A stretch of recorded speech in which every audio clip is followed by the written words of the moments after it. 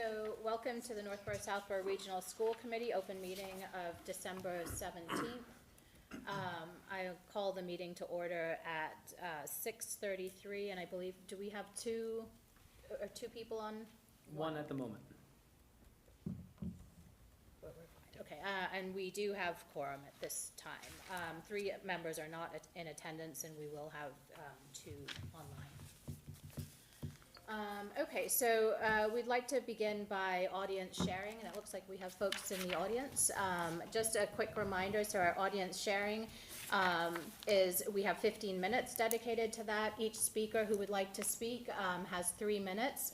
If you're not able to say everything that you want to say in those 3 minutes, feel free to send us emails to the Regional School Committee. All of our email addresses are listed online on the district page. So at this time, I'll open it up to public comment. Where would you like us to stand? You can come up to the front, right? How's the microphone? Where should? I would come up here a little bit if you're able to. Up towards one of the mics.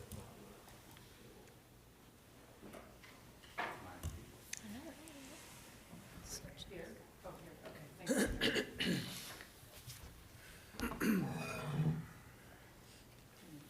First, just gonna say I'm gonna do my best not to cry. This has been a heck of a week. My name is Jessica Levinson. I live at 13 Strawberry Hill Road in Southborough. Thank you for the opportunity to speak tonight. I have 3 children. My eldest son is an Algonquin graduate. I have a daughter in Algonquin now, and my youngest son is a student at Trotter. We are Jews. I am exhausted. This week, which is supposed to be a joyous celebration for my family and my people, has been anything but. Frankly, I don't want to be here. There is a bit of Jewish text from the Ethics of Our Fathers, or Pirkei Avot, by Rabbi Tarfon that compels me to be here today. It states, "Do not be daunted by the enormity of the world's grief. Do justly now, love mercy now, walk humbly now. You are not obligated to complete the work, but neither are you free to abandon it." I'm here because the decisions this board and this administration make do not exist in isolation. They shape the culture of our schools, the safety of our students, and the values we teach explicitly and implicitly every single day, all of which has impacts inside and outside of this school district. This district has faced repeated and painful incidents. A teacher was recently let go for performing an anti-Semitic gesture in a classroom. I'm a Jew, and I can think of only one anti-Semitic gesture that those kids sat through, and the message to the district was entirely vague and labeled benignly as an informational update. That is an act of hate. Last year, my youngest son's former teacher was let go after conducting a mock slave trial and using the N-word in class. These are not minor lapses in judgment. They are profound failures that re-traumatize students and reinforce histories of hatred, violence, and dehumanization. They tell our students, particularly marginalized students, including Jews, that their identities, histories, and pain are not fully understood nor protected. As a Jewish parent in this district and as someone who has pushed this district to adopt the ADL peer program years ago, I want to understand in concrete terms what changes are going to happen here, as it is clear that the current methodologies and strategies are not working. Peer programs have intrinsic value, but they will not address systemic issues that exist at a faculty and administrative level. When I told my children what had occurred with the burn book, one frankly responded with, "I am not surprised. A lot of students at our school are anti-Semitic." In that moment, I did not know whether to cry or to scream. Today, we are 3 full days beyond the murder of Jews, celebrating the first night of Hanukkah on Bondi Beach, 2 days from the Brown University shooting, and nothing has been said to our community. Our children have not been openly supported, and I am left wondering whether they will be or how long that might take. My daughter's own teacher lamented out loud that they were shocked that the district had done and said nothing. 3 minutes, if you could wrap up, please. Yep, I will send the rest of it. In light of the continued acts of anti-Semitism and racism and lack of prioritizing support in the wake of violence against us, I think there are further discussions that need to be had around your strategy moving forward and things like erasing people from calendars. The last thing I'll say is that to these families, these proposals and inaction are saying your history and culture is inconvenient. You're telling students of marginalized backgrounds that their identities are optional. And at the end of the day, you are saying that inclusion is negotiable. Thank you.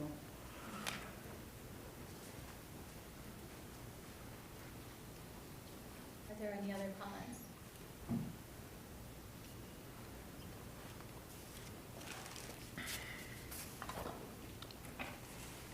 Thank you. Mitch Cohen, 12 Whitney Street, Northborough. As, of course, everyone at this table knows, there were 2 recent incidents of anti-Semitism disclosed within the last month at Algonquin. And that follows at least one the prior school year, maybe more, and others that I've heard about, incidentally, through other schools in the 2-town district. We all know what took place on the first night of Hanukkah in Australia. There are news reports that the murder of an MIT professor and possibly the mass shooting at Brown University were directly or indirectly related to Jewish hate. As you know, I help organize Northborough's annual menorah lighting. This is the first year I've been asked to confirm there will be a police presence at our lighting this coming Saturday. People here in Northborough and Southborough are actively worried. As it turns out this afternoon, the Massachusetts governor released the Special Commission on Combating Anti-Semitism final report. It was done at a big press conference with the governor, lieutenant governor, treasurer, Speaker of the House, Senate President, and so forth. I appreciate all the work that they're doing, and a lot of that will filter down to work that you'll need to do. The draft K-12 report from that commission was released in August in advance of the current school year. I assume, Greg, that you've seen it. And again, the final report of the full commission was out today.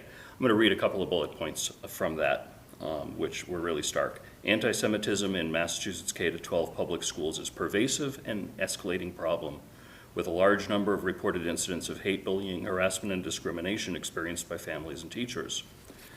Anti-Semitic hate crimes in Massachusetts are rising by over 20% in 2024 alone. At the same time, and overall, violent crime is decreasing in the Commonwealth. There is a lack of understanding among some K-12 educators and administrators in Massachusetts as to what forms of speech and expression constitute anti-Semitism. Public school districts should institute mandatory anti-bias education for school committees and all K-12 faculty and administrators that includes anti-Semitism.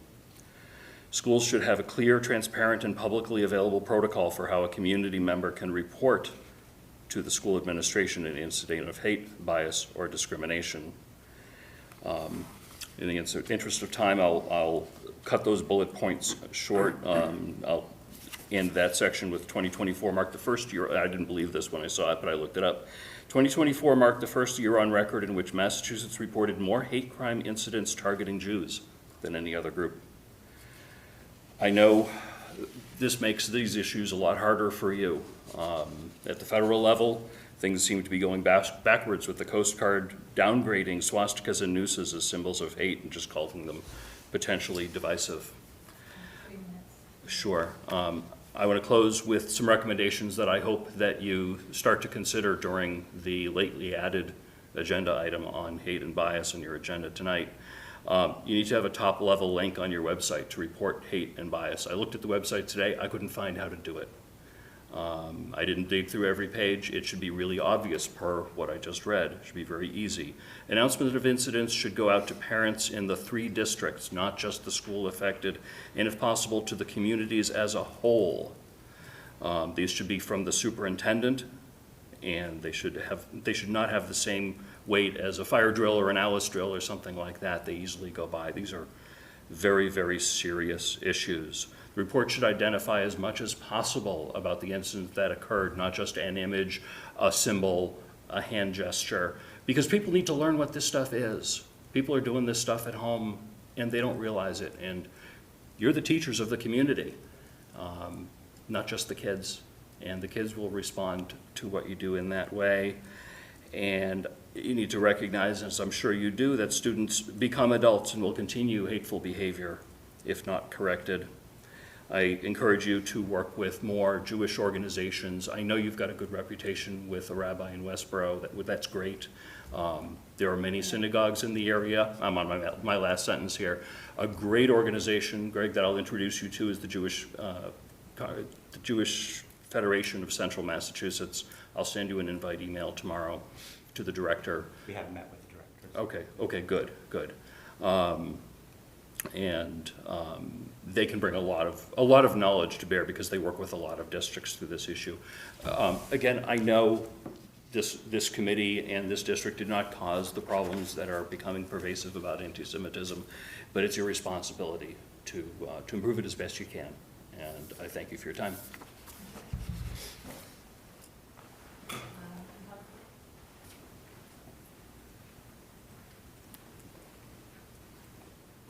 I'm going to be super brief and try not to embarrass my kid. Sorry.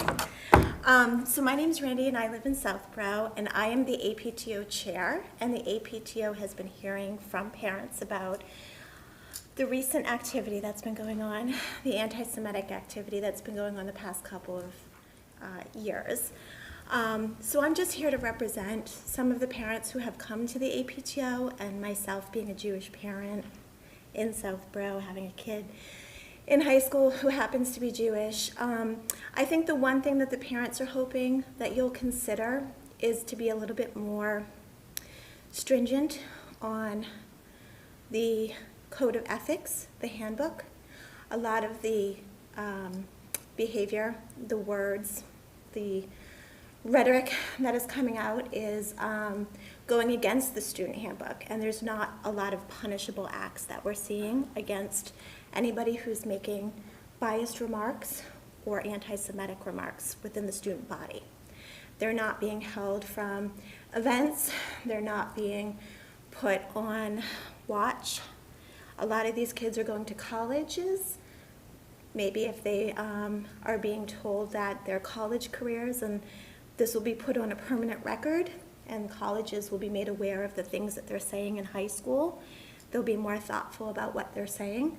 So I know that the parents would like me to just bring up that perhaps you could look more into the student behavior and what actions you are taking as a school district, as teachers, as staff, to make sure that the students don't continue the behavior within the school.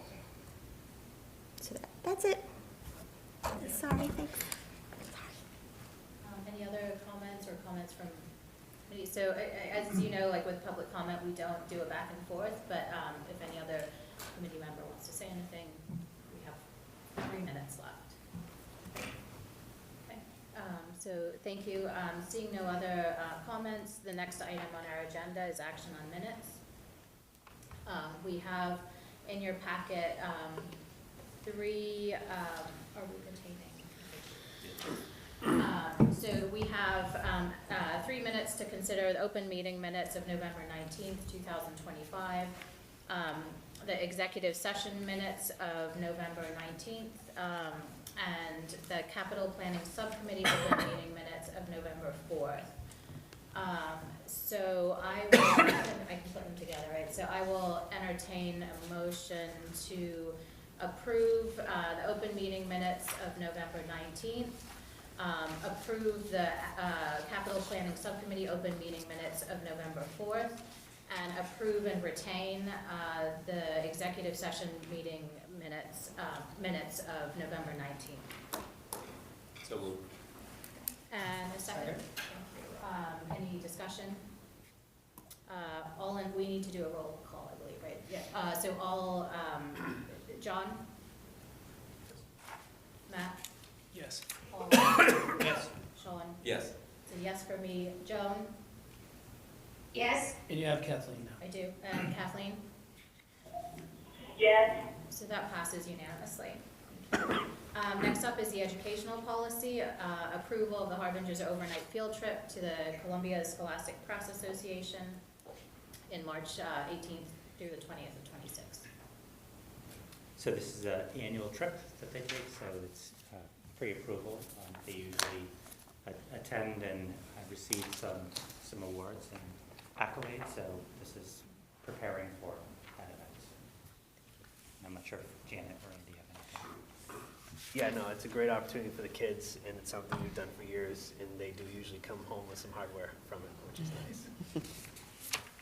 Are there any questions or comments?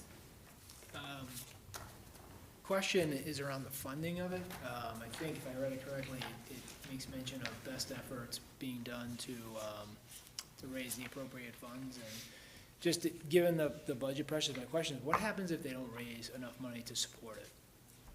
Like, where does the money come from? And because I'm gonna say I fully support it, but at the same time, I think it's a critical part of like the programs that we have here. But I also think we need to be thoughtful about how these things are gonna be funded. Yes. So typically, they do fundraise, and then anything that is not covered by the fundraising, then it would be incumbent on the families to pay the difference. Typically, there's like a per attendee fee that is paid through our student activities account. So not through the operating. Not through the operation. And if there are students who are unable to attend financially, we do have funds in that student activity account that will help to offset that. Any other questions? So we need a vote on this, right? So I would entertain a motion to approve the Harbingers overnight field trip funds for the Scholastic Press Association annual spring convention at Columbia in March of 18th through the 20th of 2026. So moved. And a second? Second? Thank you. So roll call, John, Yes. Matt, Yes. Paul, Yes. Sean, Yes. Joan, Yes. Kathleen, Yes. and I am a yes, so that passes unanimously. Thank you. On to new business. First up is a legislative update.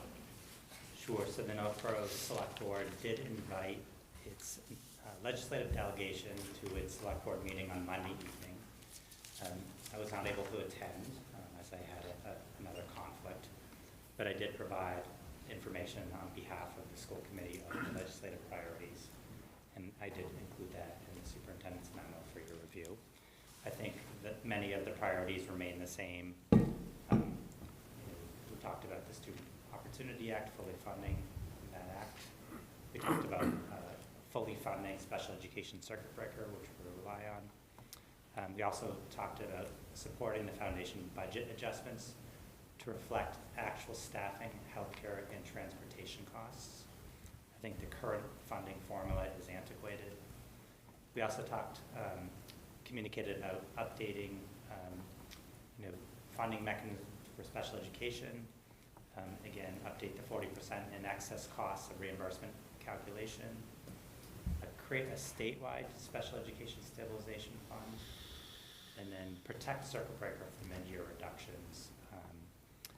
We also talked about expanding state support for school facilities in the Massachusetts School Building Authority, so increase the funding for the accelerated repair program and reimbursements to offset construction costs for core programs. I added support student mental health, behavioral needs, and school safety, mental health staffing grants, funding for therapeutic and behavioral programs, and investments in building safety and communication infrastructure. We also advocated for expanding career pathways in early college and workforce development. Always we talk about regional school transportation reimbursement and fully funding regional transportation.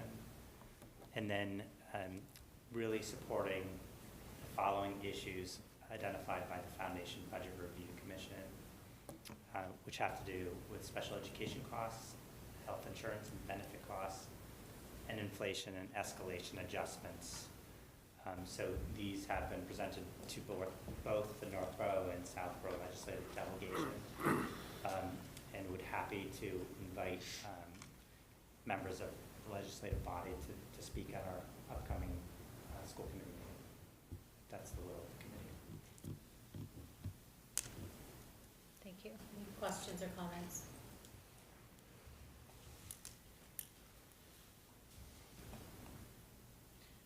I think that would be great if they could come. No questions? Okay. So up next is the English department presentation. All right. Hello. I feel like I want to stand. Do I have to sit? Can I stand? All right, I am Jane Beatar. Goodness, my name isn't, oh, there it is. And it's nice to be back. Hi, Madison. And I will just share a couple of things with you about the last 2 years in the English department. So there we go. There we are. Why are we dressed like that? It was Halloween, and it's become a sort of a new tradition around Algonquin.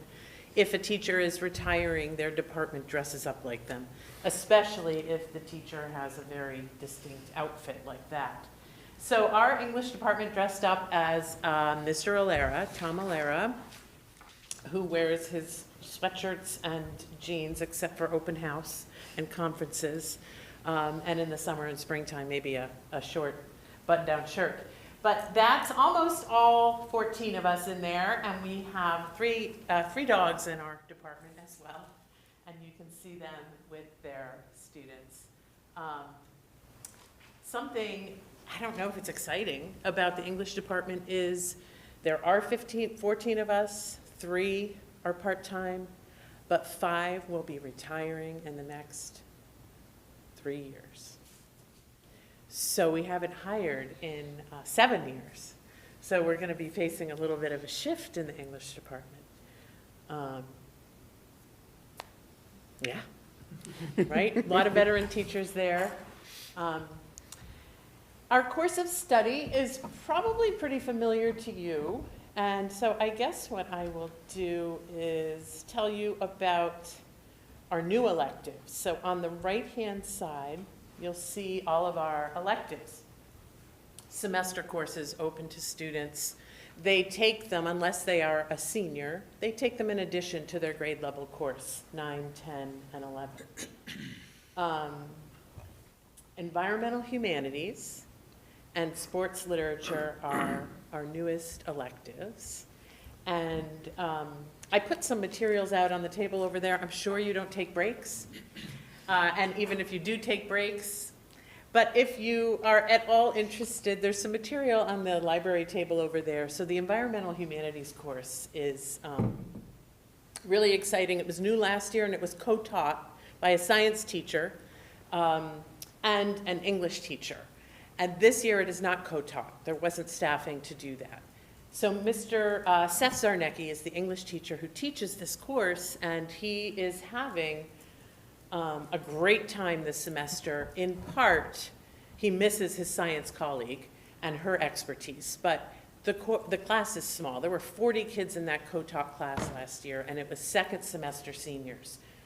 So it wasn't a great kickoff to that program, but Seth is having, and his students are having a fantastic time, and I visited the classroom a few times. So one of the things that I am most proud of for this course is Seth brings the community in, and he collaborates with teachers and with community members. So if you want to talk portrait of a graduate, I was looking at the portrait of a graduate description, and every single, what shape is that? Hexagon. We're English geeks. Every single hexagon is part of this course. So in English, you know, we're storytellers, we're dreamers, we're escapists. We read and we analyze and we tell stories, but this course gives kids hands-on approaches. And if you, Andy, go to the next slide. So, the Eco Habit Challenge Tracker, that was one of the classes I attended. And Seth organizes his courses. There are 3 major units in this semester course: nature, crisis, and action. And all of the work they do comes from braiding sweetgrass. A fantastic, fantastic read if you haven't read it. And that's their primary text. That is their only text. Their sources come from people and other sources. So in each unit, Nature, Crisis, and Action has a project. Imagining Ecotopia brought in consultants from the community: architects, engineers, biologists, environmentalists. Michelle Kalin brought in some professionals from the community, and the kids had their Imagining Ecotopia sort of assignment ready to go, and the consultants came in and worked with them on what would work and what wouldn't work. And there are examples. That assignment is over there in a handout if you wanted to take a look at that. The Eco Habit Challenge you see up here, and I was looking at this challenge, and a student gave me permission to use his chart, and it made me feel like I wouldn't have scored very high. But the course has them really thinking about the larger community, the world, their habits on an individual level, and then their habits as a collective community. So the final, oh gosh, is it that boring? Their final unit, again, Seth collaborated, Mr. Zarnecki collaborated with a social studies teacher, Brian Kellett, who is big into civics education. And the social studies teacher came into this environmental humanities class, and they worked on a civics project. So that project, again, has kids working in groups, researching, presenting and sharing their information, and challenging their classmates and their communities to become educated and to become active. And reflection is a big part of all of those 3 units and those 3 projects. So this, the Civic Action Project. So these kids are working hard, they're working with one another, they're doing research, they're looking at primary sources, they're talking to professionals. And when I went into that class, I thought, Seth and I had the same reaction. Gosh, wow, some of these other jobs seem really cool. And then I go back to the English book room and the English classroom, and I must say, as much as I love English, I feel like it's dusty. There's an exciting level bringing in these people from outside and having these kids work with professionals. I cannot imagine their interest wasn't piqued. And the presentations they were doing were really, really impressive.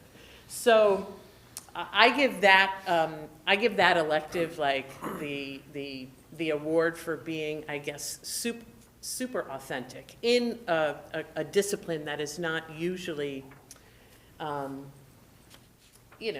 isn't steeped in the outside world, right? It's quite often imaginative literature. If you go to the elective side back there, Andy, I was curious for you guys to take a look at the electives on the right-hand side, starting with contemporary literature. Which ones?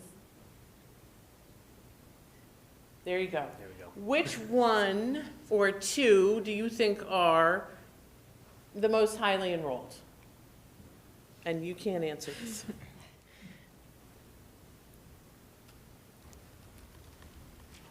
Comedy and satire. You got it. And why do you say that? Who doesn't like comedy and satire? Right. Yes, and I mean, you don't usually have a course like that or expect a course like that in an English department, really. So that is because of its content, because of its niche, and also because of the teachers associated with it, really highly enrolled. And then what other one do you think has a lot of sections?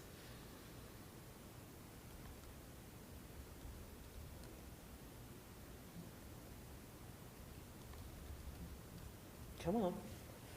Give it a guess. Fairy tales? It used to. It did used to have a lot of sections, but recently creative writing has eked above it. Journalism, Excuse me? journalism? And journalism has grown. Creative writing's a little larger, but I love to see that in the journalism program, the enrollment is up and there's younger kids in that class. Because journalism, creative writing, writing workshop, newspaper production, they are all open to 9th graders.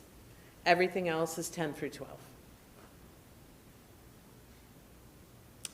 All right, what do we have next? So, we are working on curriculum mapping. I think maybe you're aware of this, I'm not really sure, but I thought there was a picture of the map, but maybe not. There's some maps over there if you want to see them. So we're working on mapping our curriculum at the high school. I just came from Megan Kelty and a grade 6 through 8 ELA meeting with the middle schools who recently adopted a new program. So I observed that process 2 years ago, and I learned a lot. I learned a lot about it. So we're working in the English department on mapping our curriculum, starting with the year-long grade 9, 10, and 11 courses and the one of the AP courses. And how are we doing this? There's so many courses and there's a lot of units. So our goal is to map 4 units of our core units for each grade level this year. And each map, besides the school adopted a template that we all use, all departments will use it. And each map, besides the essential questions and the frameworks, we have some common assessments. Formative, summative, we have a list of resources. So we've got 2 out of the 4 done for each of the grade levels. We were able to use our time during PD before school started. Mondays, we use our time during Monday meetings, curriculum meetings, and we're building in a lot of UDL. Algonquin has dedicated several Monday staff meetings to Universal Design for Learning, UDL, which is something we're all sort of embracing and building into our curriculum maps to help support students who might need support at the skill level to access the curriculum and progress their skills. So the curriculum mapping, it's turning out to be, I mean, at least for me, a little bit more exciting than I think we had anticipated. We've had various versions of this over the years, but I think it gives us an opportunity to kind of revise our curriculum and make some really important decisions, which, as you know, can be hard. And those really important decisions are, what are our common assessments? How do they align with the frameworks? And how are we going to get our kids there?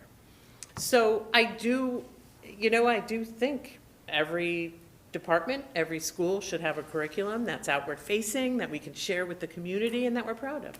So we're getting there, slowly but surely. And then I always like to share with you some of what we talk about in the hallways, right? Sean didn't like my titles. He changed them. You know what that said? I kind of liked it. He changed them. Oh. Paul's not here to defend us. I know. He told me he wasn't going to be here. It says our ongoing debates in the hallways, by the copier, and whenever we get a minute. I like that. Don't you? It's a little bit more casual, and this is what we're talking about. And AI, of course, friend or foe, foe wins right now. It wins for now. We're being challenged in significant ways. Literature, we talk about, and that I have over there some of the newer texts that we have adopted, especially for the new courses, sports literature over there. I also have some of what I think might become the new classics. And I have a pen next to a piece of paper where you can, if you feel like it, tell us which classics you think we should ditch and which we should keep. And then I'm wondering what will be the new classics. So for example, I put a copy of Fever Dream over there. I put a copy of Margaret Atwood's The Handmaid's Tale over there. And maybe our resident reader, what would be a new classic? I would say The Handmaid's Tale. Yeah. So we're always talking about a new canon and what will be the classics of, the future. But we're also arguing about what classics should stick around and stay. Where are all the good men in literature? Well, it's easy to find good women because it's the trope, it's the stereotype to be good if you're a woman. But we're like, where are the good men? I'm sitting down with colleagues and thinking, gosh, the men in these stories, ooh, we need some good men. That was a recent conversation. And we want to know, my colleagues want to know from you folks who don't spend your days in a classroom and you're in various workplaces, what skills do our young people need to go into the workplace, right? So we are preparing them for the next class. We're preparing them for life after high school. But what are they doing these days in the workplace, in your jobs? What kind of reading? What kind of writing? What kind of speaking? And that's what my colleagues want to know from you. Any advice? Or principal, Yeah.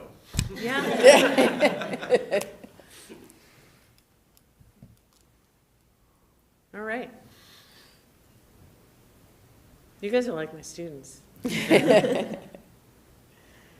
So I think that's it, right, Andy? That's it, yeah. Okay. If you have any ideas, you can email Jane directly. That's right. And she's got some handouts over there too. And if you probably won't have a free moment, but there are some interesting assignments and for the new courses especially over there and things for you to take a look at. Enjoy.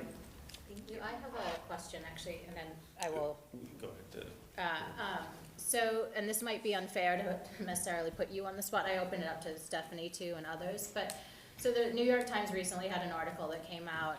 I teach mostly graduate students, but so it's a conversation we're having at a university level too. But the New York Times article, for those of you who didn't read it, talks about how kids are basically in high school no longer reading full books, and the curriculum is shifting over time to have more of these like shorter kind of episodes. So I'm just wondering, and as you know, and I see this too, I'll like interview students who are coming in who often struggle with larger, like whether it's research articles or larger texts, and they're just simply not used to analyzing these larger forms of literature. So my question is like, is that true? Like what's happening here? And I also could, to Madison too, like with her experience, right? My daughter is reading full books. She's in 9th grade English, honors English. So she has been reading some full books, but how do you see that curriculum changing over time, and are we moving in the right direction? Again, like I like some of this integration with other things that they're doing in their topic, but is doing that impacting their ability to read these larger, long texts? So there's a lot in there, but I'll open it up to any of you. Well, I think that's a great question, but I also feel pretty confident that our kids are reading long texts. I think what's happening is we may not be reading as many longer texts as we used to. But from 9th grade through 12th grade, and certainly there are some electives that are not literature-based or text-based. There are some that are writing or speaking. But, this is part of the problem I think some of our AP teachers have with College Board, who will actually communicate that you don't need to be reading long texts. You can do well and learn the skills for the exam by reading short texts, poetry and short stories and excerpts. But Algonquin doesn't. Our students, we read novels, we read plays, several of them at every grade level. And it's not to say it isn't a challenge. And we do independent reading. And the meeting I was at with the 6 through 12, ELA curriculums, EL education. ELA education curriculum specialist? It's EL education. Okay. Well, the program, yes. And I was with the group. The group, is The the group. ELA curriculum. Yeah, groups, the yes. ELA curriculum group. Megan Kelty's looking towards a sort of a K through 12 vision for the ELA program that brings back independent reading, summer reading, reading long texts, and sort of develops a kind of a mission that is K through 12, not just elementary, not just middle. So I think, Madison, what, you want to weigh in? Sure. I feel like, well, at first I'm a little biased because I'm definitely a reader, so I definitely enjoy the larger texts. But I do feel like a lot of my peers and a lot of students enjoy reading larger texts and a wide variety of texts, especially if they feel like they enjoy the read or if it like challenges them in a good sense. I think where you see that maybe like hesitancy to read a longer book or a longer text is when the student seems like it's like forced upon them. Like I know there have been some years where like the summer reading is just one text for the whole grade, and some students feel a little hesitancy because it might not be something that they would have chosen or something that they would enjoy reading. So I think that's where you might see the discrepancy. I'm happy to add if you want more, but I don't need to. We can go to another question. Thank you all for answering that. Go ahead, John. Okay, go ahead, John. So I have 1 point and 2 questions, I think, if that's okay. So first, my point is, I'll bite on your putting us on the spot, so to speak. So I come from corporate America world, technology, and you know, as it relates to what we're reading, I think people are looking for summaries a lot of times. I think they're looking for get to the point as quickly as possible. So concise, and long reading is probably not something that people are very much interested in, where I come from. And so having the ability to digest large pieces of information is a very valuable skill. And I see it with my daughter, that skill is being taught. So I know, so congratulations on that, in my opinion. That's not the only one. I mean, you still, depending on the field, I'm sure if you go to the law field, you know, you might have to read larger text. But I think, you know, what we're hearing, what Jen's talking about, is, I think is just, it's true with you know, with the film and the movies and whatnot. I don't think a lot of kids nowadays will watch a 2-hour film, or a 2.5 or a 4-hour film. And, you know, they're looking for TikToks and they're looking for shorter. And that's a brash generalization, but overall, you don't see a lot of kids going to the movies as much as, an older generation. So I think overall, the consumption is looking for immediate gratification, quicker and sooner. And that's what I see. And so I don't think I'm telling you anything you probably don't already realize. So sorry if you're looking for, Don't apologize. wonderful, massive excitement. So anyways, so there's that. But I had a question as it relates to the course mappings.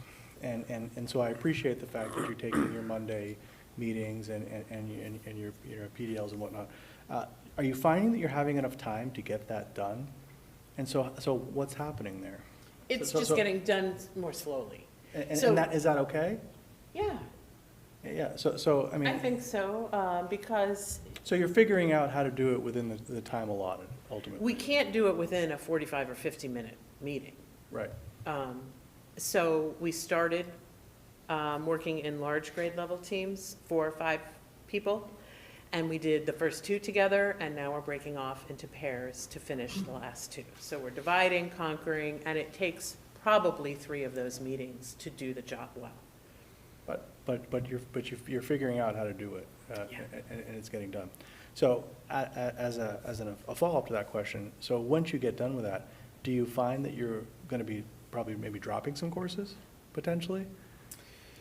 I mean, is that the thought? How is that related to dropping courses? Well, potentially you find some mapping, you start evaluating and say, well, you know what?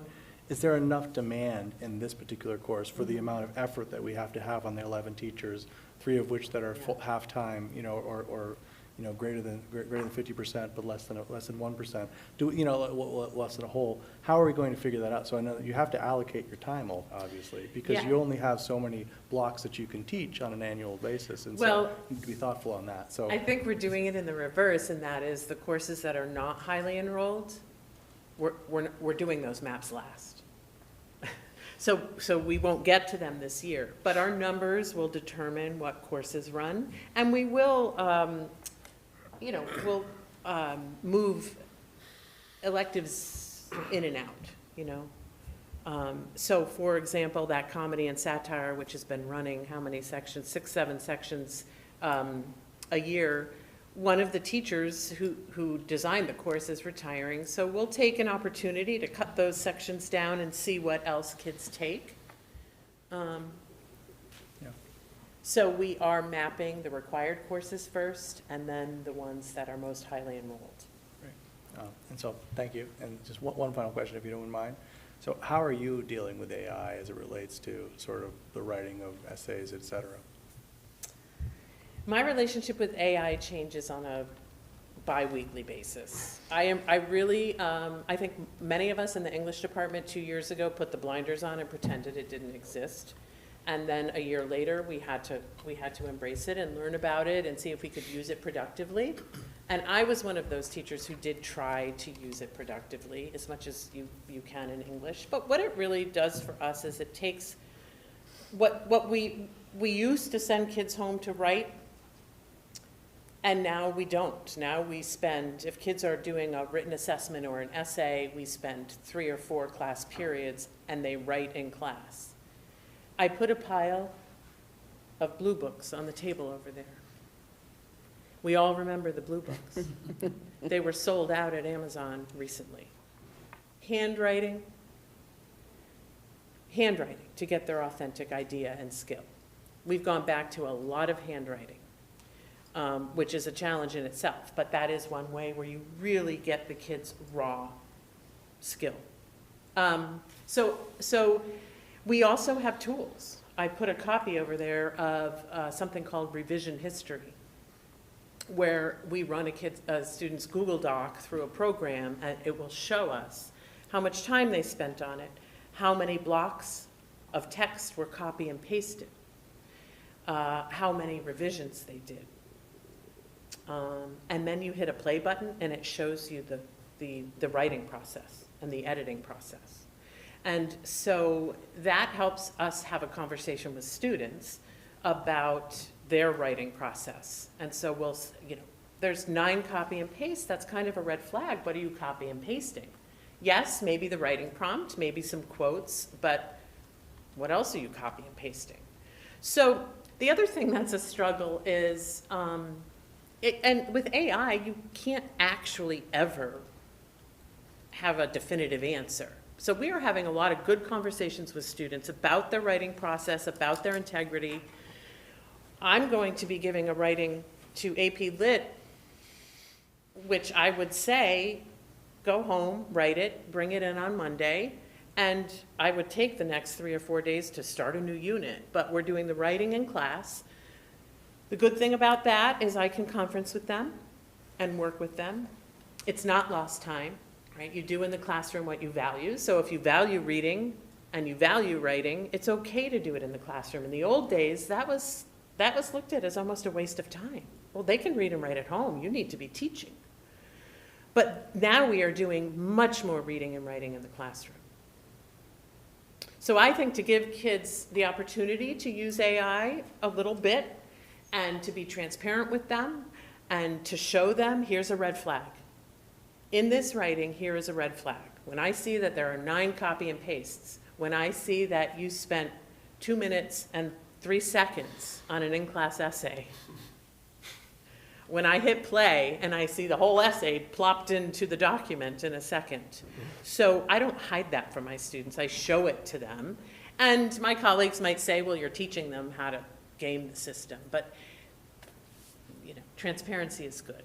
Right, and integrity statements, and I'll end by saying this: it takes half of a class period to communicate all the rules, and then you look in a classroom and all the kids are sitting backwards, facing the back wall, because you need to be able to see their screens and walk up and down the rows and make sure they're not accessing other tabs. And because they're very good at it, they will do it. They will tell you. And the good news is, when you do have conversations with kids about their writing process and their integrity and their honesty, 9 times out of 10, they will admit it. So I think there's part of it that's a very healthy conversation about the writing process and about integrity. But it is very hard. It's very hard and very time consuming. Thank you. Yeah. Appreciate it. Mhm. And this might be for Stephanie. A few years ago, the state put in genocide education requirements, and I know the high schools, I think, received some grants, and a lot of that might sit in the social studies department, but it also gives opportunity for it to live in English departments. I don't know if any of that education's done in the English department, or if it just primarily resides in social studies. At the high school, I believe it has not been in the English department, but at the middle school, at times it has been. Okay. And with our first few years, we had the genocide education grant, I want to say for 3 years. And when we did education with the teachers on the stages of genocide, we did include our middle school English teachers as well as our middle school social studies teachers, because it does. And we also did, so Brittany Burns, who's one of our high school social studies teachers and has a lot of expertise in this area, That, yeah.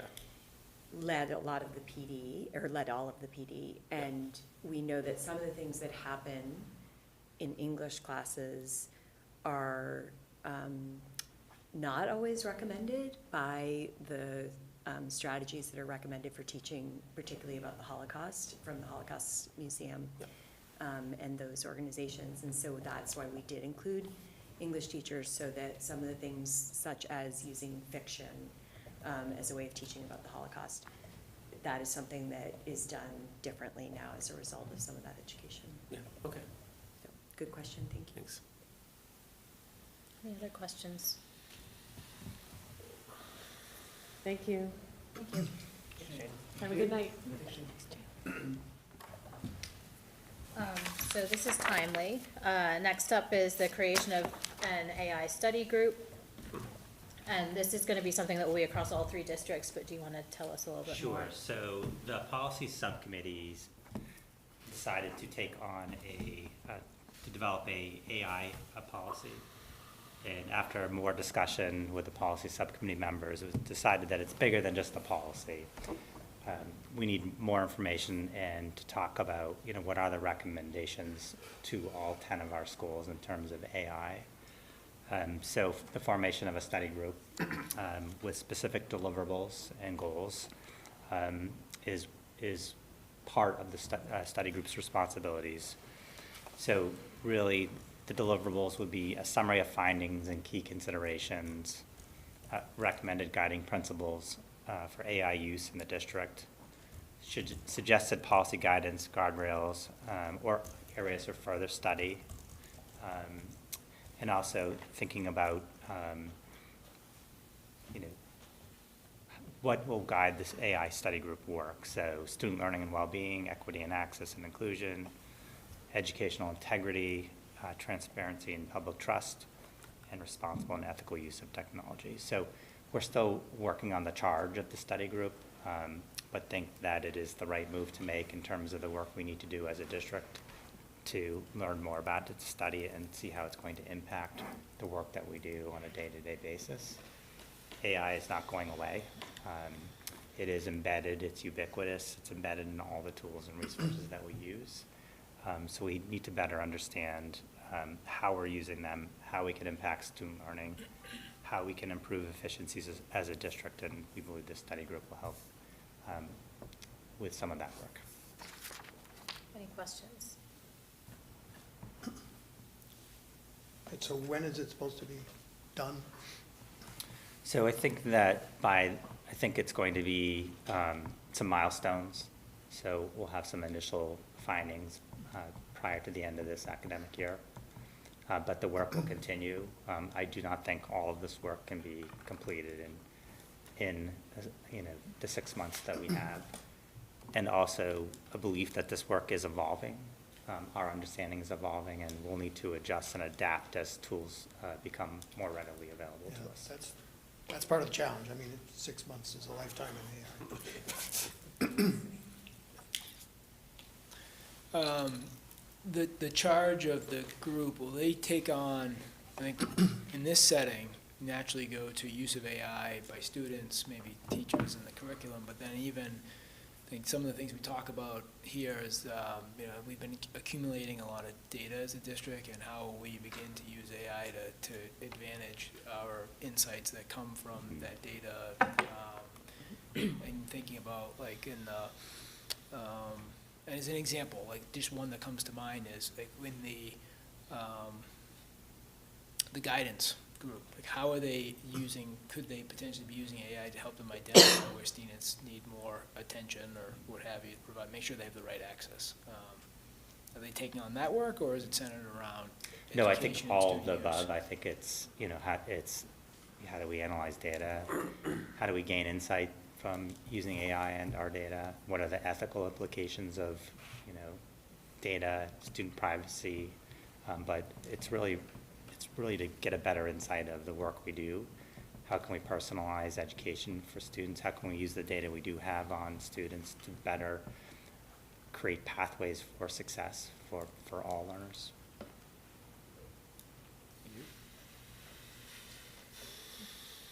Any other questions? Actually, just, Yeah. I don't know how you're gonna promote this or, get participants, but I would imagine there's a lot of AI expertise among the community. Yes. If you could somehow tap, it would be good. A few members of the community have reached out Oh, good. and shared an interest and an expertise that they do have. So we will be putting out a communication asking for people who are interested in serving on the study group, who can bring a level of expertise and knowledge in industry. So that will be taking place in the next several weeks. Great. And typically, when we form these things, right, there's faculty, so that obviously it has big implications for faculty. Will there be Correct. student representation potentially? in At the this middle task? school and high school level, yes. Yep. Any other questions? So next up on our agenda is incidents of hate and bias.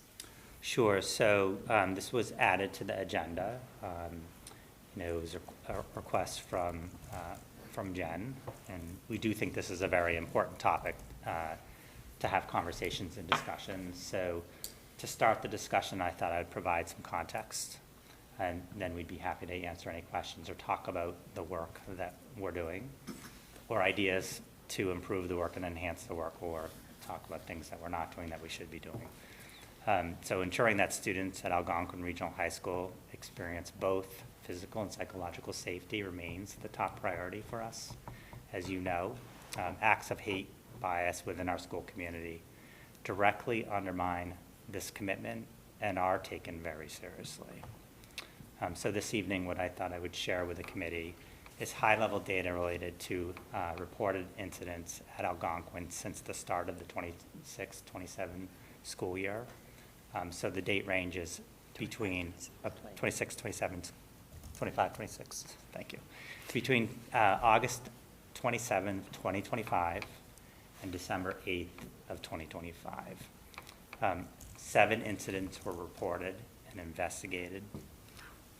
Of these 7 incidents, 4 involved anti-Semitic and/or racist behavior or acts. 3 of these incidents involved the use of a swastika.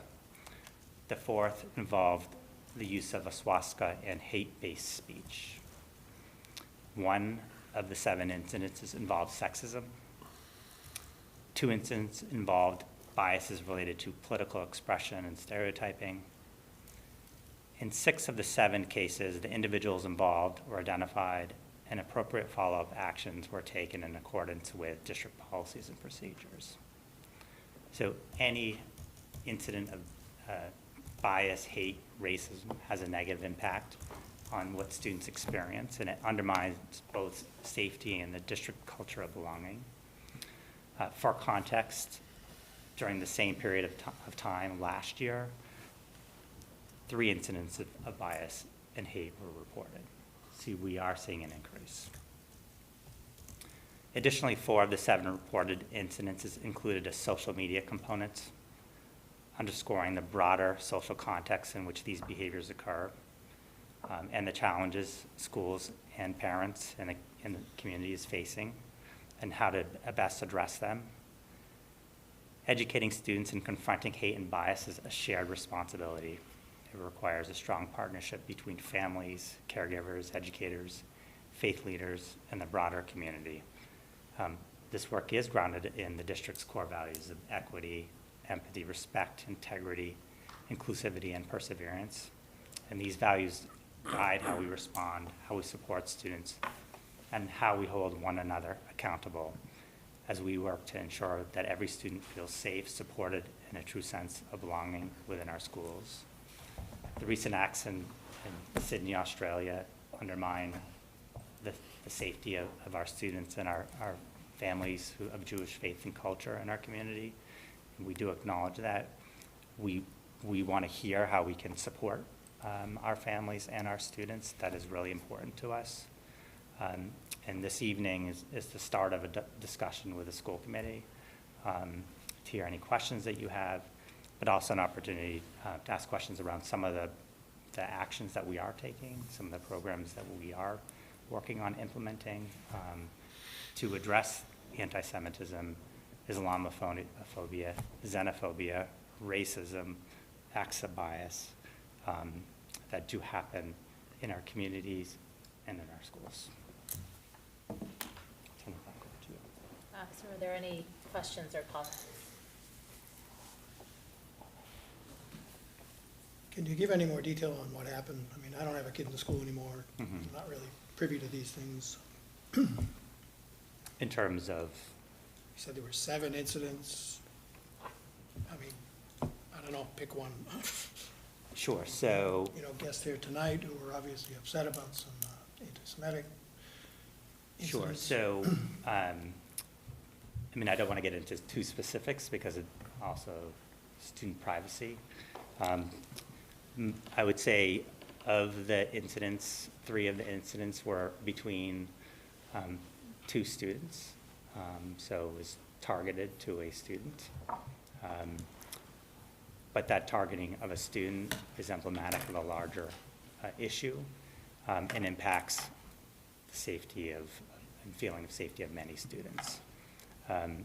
One of the areas we've investigated, and Andy and Janet can speak to, involved kind of a cohort of kids who's also had a relationship at some point. And it evolved over social media, so there were pictures of on social media some words of hate, anti-Semitism, racism that came to administration's attention. So these are the types of cases that we're seeing. One instance of graffiti in the school that we weren't able to identify who wrote the graffiti.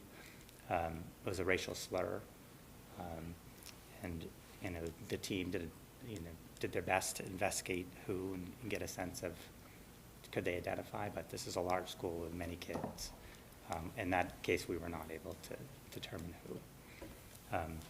I think Andy, Matt Gitkin, Janet, and Sean, when they get reports of bias, hate, Islamophobia, anti-Semitism, they do take this very seriously and investigate. Not everything can be shared with the community. Not everything can be shared in terms of what the accountability is for particular individual students. That information is protected under FERPA, so there is privacy rights. But we do share the information that we can.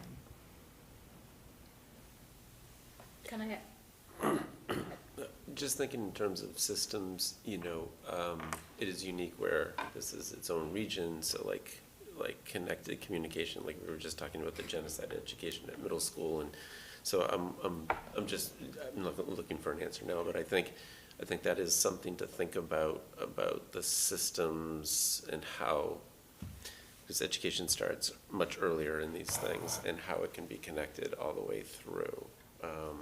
And I'm sure you have, but just re-examining some of those. Can I ask a follow-up question? Sure.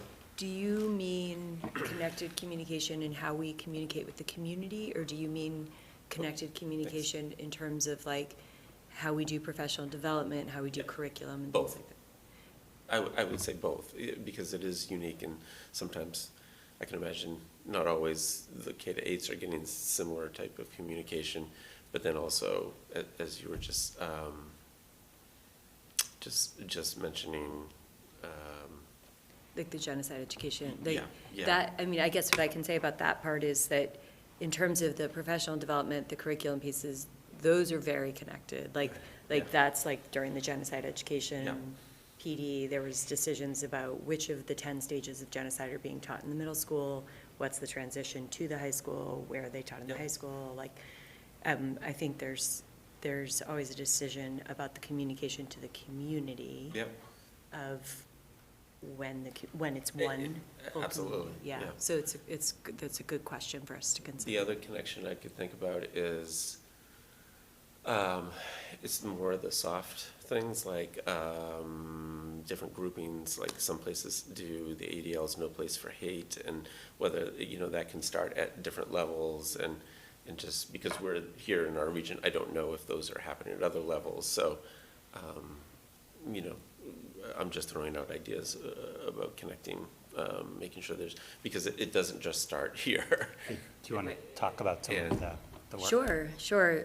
So I think it does start at a very young age, and really at that point, so first of all, our professional development with the educators, we're really thinking pre-K to 12. And so we're thinking about anti-bias education.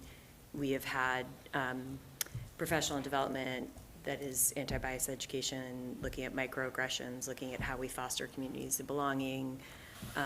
We continue to do this with administrators and teachers, and in those areas, we're thinking pre-K to 12. We need sort of shared foundations. We do have some teachers that have elected to go much deeper in these areas, but we have other workshops and topics that have been universal, and we continue to do that.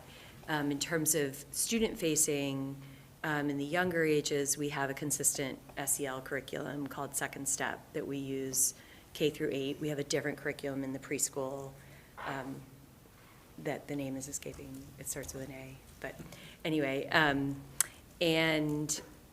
that there's this consistent kind of approach to the social emotional development and the integration of kind of anti-bias education is really through that avenue.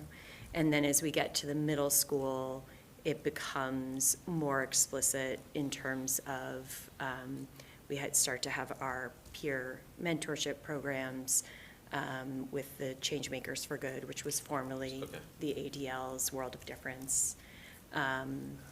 And that program includes the peer mentors who are teaching workshops to their peers. And we've had cases where the schools have had so much interest from the students where we've actually created sort of secondary groups because we couldn't accommodate everyone being a peer mentor. Then we had peer changemaker advisors, I think was the name. So those are some of the things. We have partnerships with Facing History and ourselves and Primary Source, and have teachers going to workshops outside of the system as well.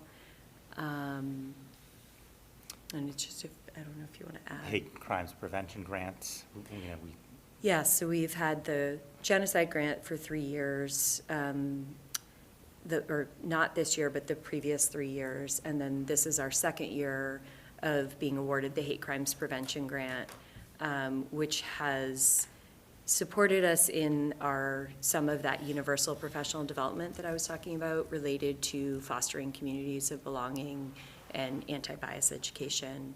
And so we, continue that work. And, in addition, having added the Director of Belonging and Community Engagement, I think has been a really significant step. And so we see this as a journey that we know we have not arrived and never will. and that we need to keep at it and have sort of continuous learning for students and for the adults in the system. And I guess the other thing I would mention is some of the partnerships that were actually mentioned in public comment in terms of the Jewish Federation, the ADL, local clergy, sort of all of these organizations that we reach out to, and sometimes they reach out to us, and we do meet, and I think that's a really helpful support system for us as well, and partnership. And oftentimes, when we're processing something with a student, we're bringing in Maggie Abraham to process that. So it's a learning moment, and while occasionally traditional discipline is involved too, we're looking to educate the students so that they learn from the poor decision or whatever happened with the situation, and sometimes oftentimes the family's involved with that to some degree as well.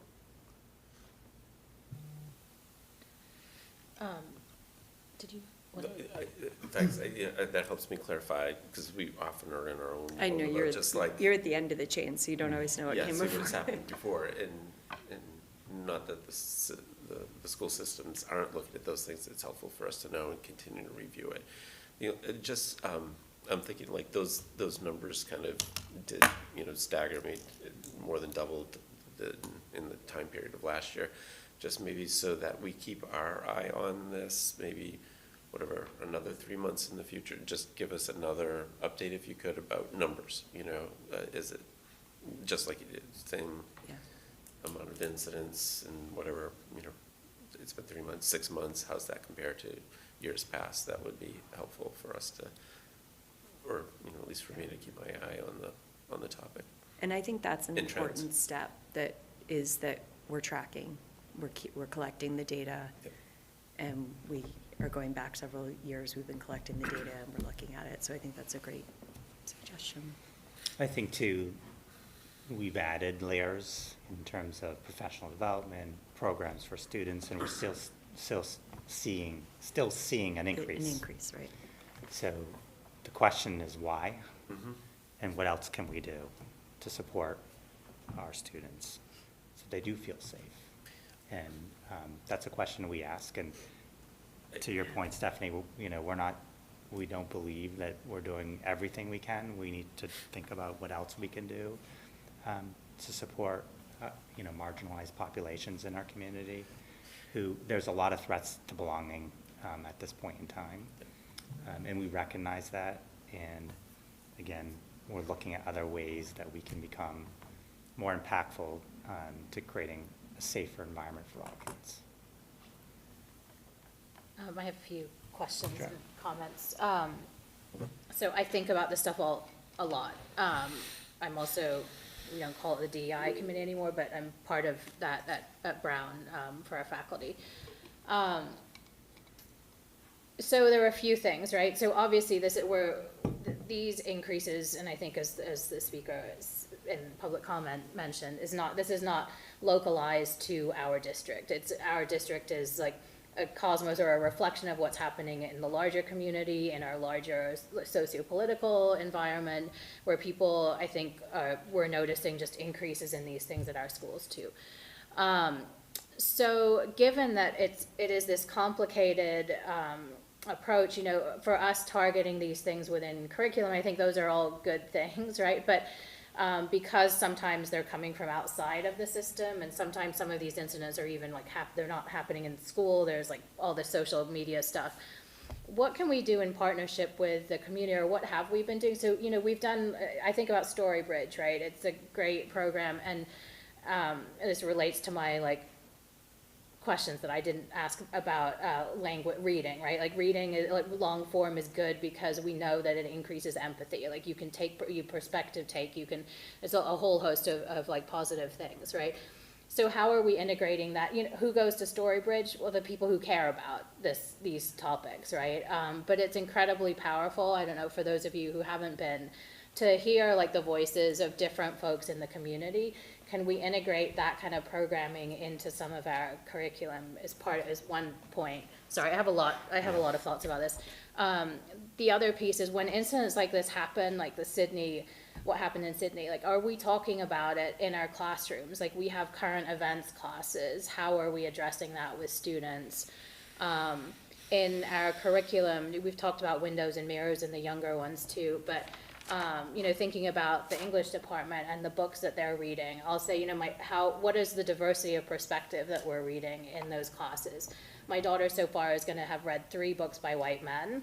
I believe there's like a non-white author who will be like, they'll be reading. But these kinds of questions, how can we bring in people in the community too, who are like parents, when this happens, how can we partner with different parents? How can we make people interested in these things? I think it's a really difficult issue.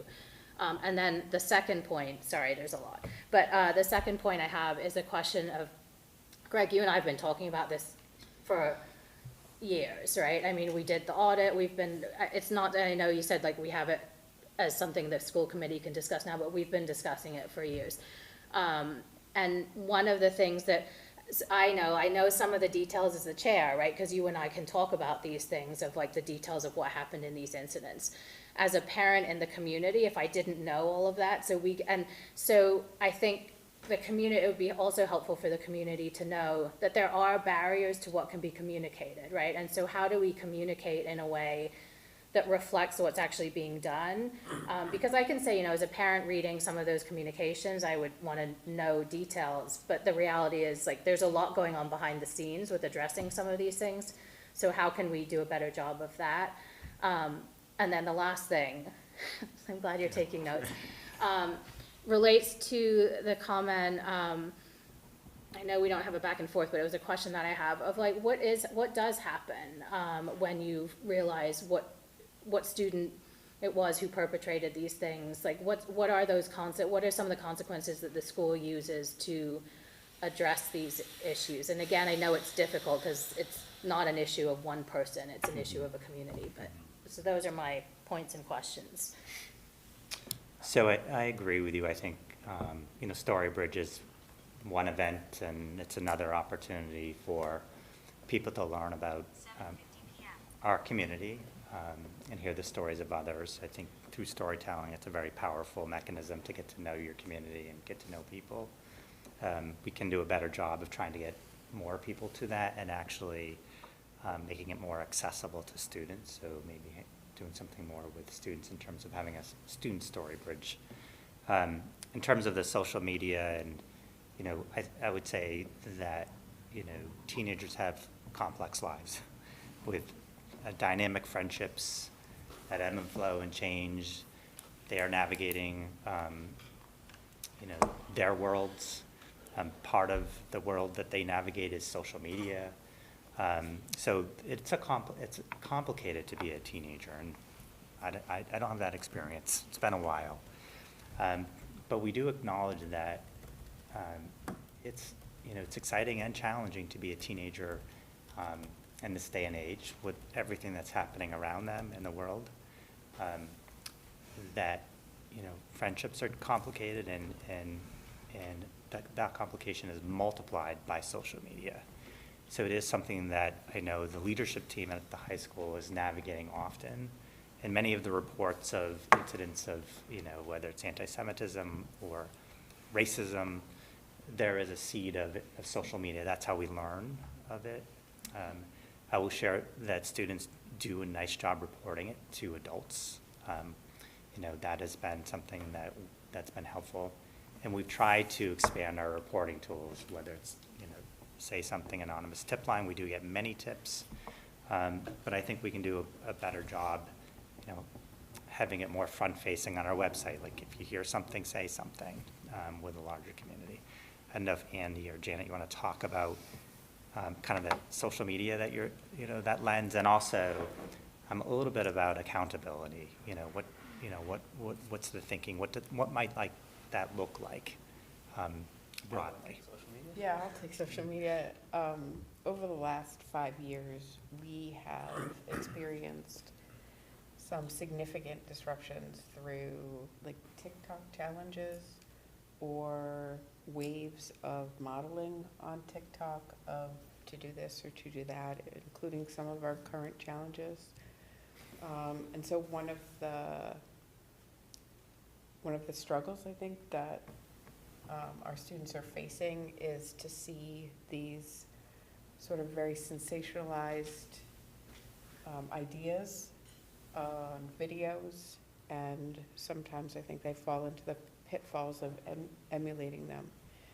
And that is an aspect that we need to combat in order to support our students who can get swept up in sort of misidentifying something as a good idea when it's incredibly damaging. I think the other aspect of it is that so much of their lives are communicated through social media, and the rapid evolution of changing relationships and things of that nature. Pictures and everything is very public, and I still think that it is difficult oftentimes for I believe they know what good judgment is theoretically, and work very hard to emulate maturity, but in the wake of the volume of volleys of things that people would say, they get out there, and I think their brain development doesn't always supersede, like their brain development supersedes what they know, their self-identification of who they're going to grow into, and they are. And that's really challenging in how fast the social media world is coming through their fingers. And that's really, I think it's some of the most difficult aspects of that, plus the modeling of just the conversations themselves and how to belong within that. And I would just add too that, the message of digital footprint and you're developing that footprint throughout your educational career is a message that kids hear along their journey, pretty much at every grade level. But there's still this abstract nature of people feel like it's private.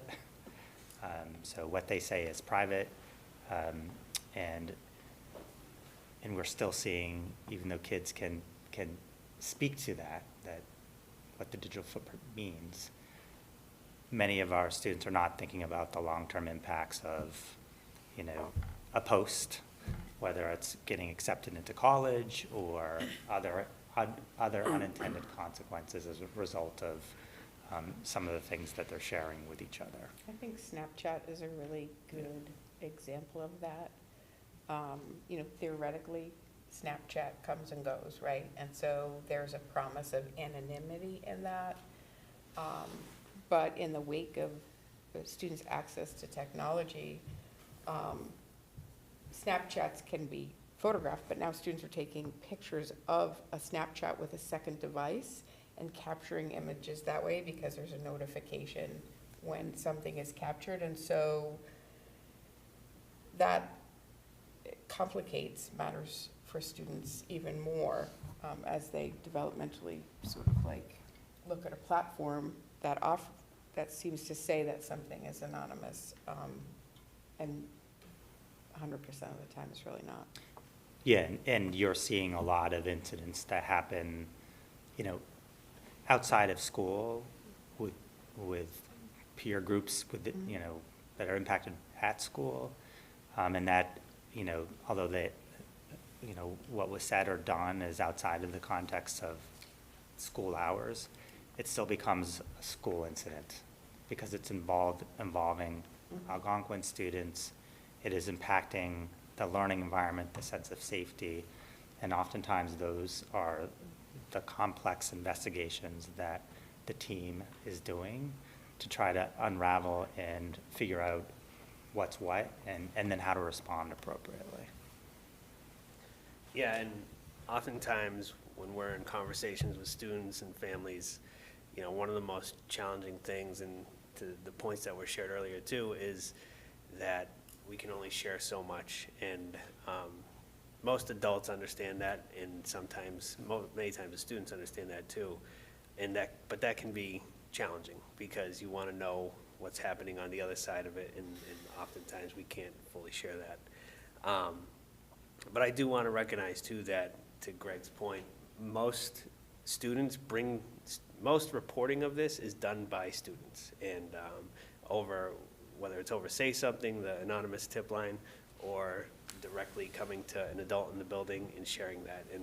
And I think that our staff does a really good job of developing good relationships with students to establish that trust, that when a kid sees something, they can go to the staff member and inform them of it, and trust that, what the school does is what they'll do the best they can to process it.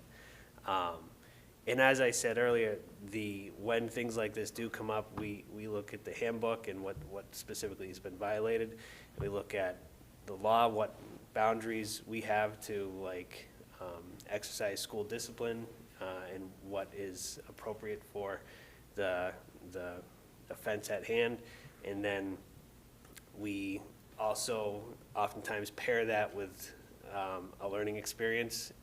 Like I said earlier, getting Maggie Ibrahim involved, or working with even some of our, we've worked with our social studies department chair with some things in the past to process certain things that may have been said or otherwise. And so we use the resources that we have, and within not only these walls, but also the district as a whole, to help kind of do wraparound services for the student who has been impacted by it, but also for the student who has been the aggressor in the situation as well. I would just add that you also frequently consult with legal counsel as we go through this process, is almost always. Yes, just about every single time. Every single time, yeah. I would add to that, changes in the law a handful of years ago really ask us to exclude a student from school in very rare cases. And so it is incumbent on us to work to keep students in school and to ensure that there's a learning aspect. Because kids, and they're trying to grow, and we want to keep their academic success at the forefront of our minds within that. And are legally obligated now to do so, which I think can be different than how some people remember their childhood, right? And so that's a really important aspect of how we do our work now. Just a follow-on question to the comment on the appropriateness of the discipline, and I'm just curious, so how do you maintain across different students and different issues, whether it's be, the hate language, physical abuse, cheating, repeated offenses? How do you manage that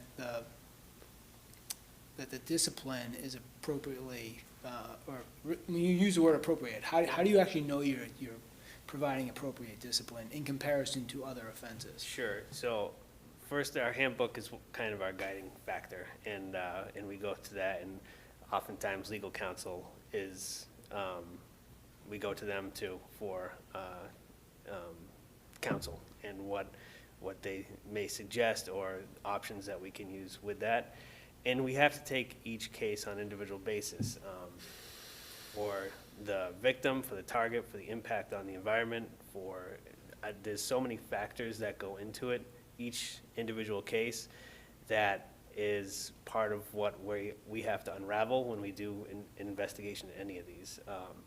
And so, if the student is on an IEP or receiving special ed services in some capacity, the victim or the aggressor, we have to consider all that. We have to consider a lot of factors that go into it. So appropriate discipline is like the broad strokes, but really it comes back to our handbook language in that, and then where we go from there is kind of informed by that. And oftentimes it's using legal counsel to help guide us with some of the more challenging and convoluted ones as well.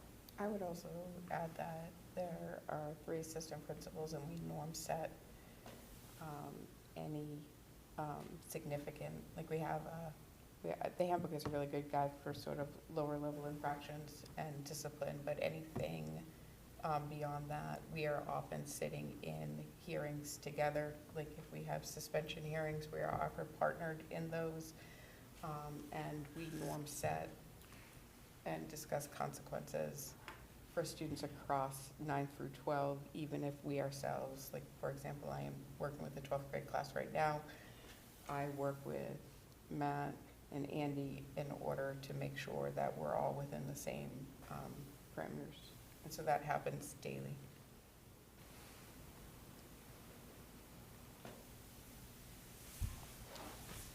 I don't know if I have a question or a comment or whatever, this is just, it's really upsetting. I mean, this is one of the most important discussions I can remember having here. And I think back to when my son was in 4th grade and he was having an issue in a classroom, talked to the teacher about it, and they said, well, we gotta fix this now, because, you know, this kid has to be comfortable. If you're not comfortable, you're not gonna learn.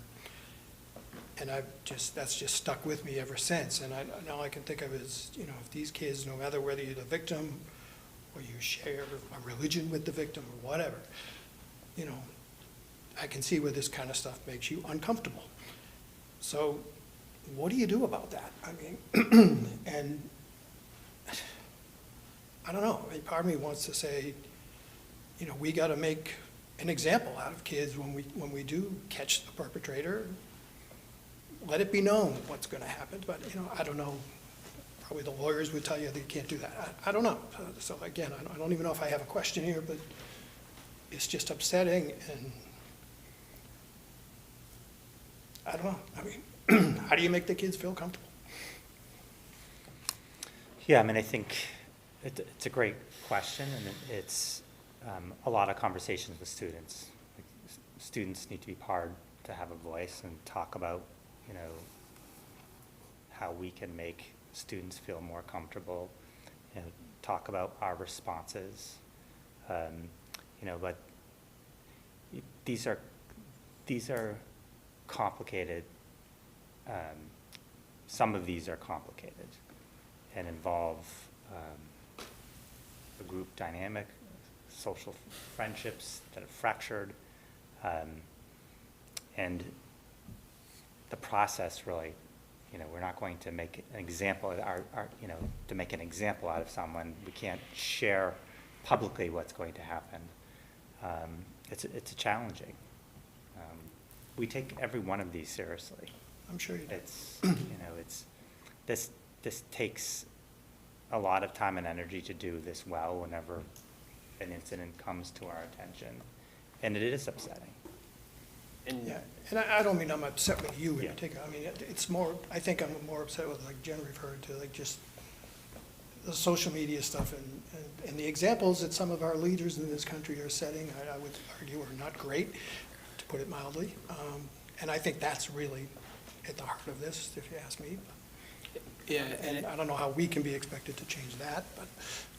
Yeah, I don't know if it's similar to just the question around an example, but I think it aligned with my question around, and maybe I'll try to say it a different way. Are we comfortable that in terms of the message that we're sending and what we tolerate and what we do not, that, and maybe this is just my own shared opinion, or my own opinion here, that what you described in terms of the complexity of how do you identify whether or not an individual did it or not, and what the NIEP, everything you have to factor in, but you get to the conclusion that this individual did this act and it is now time to discipline, is the message that we're sending, is the offense for that type of incident the highest it can be in comparison to, like, oh, alcohol abuse or substance abuse is somehow not a greater offense than that, or cheating is somehow not, it should be the greatest offense and on par with the most severe discipline we can provide, given the facts and circumstances for that event. I think that sends the message. That's how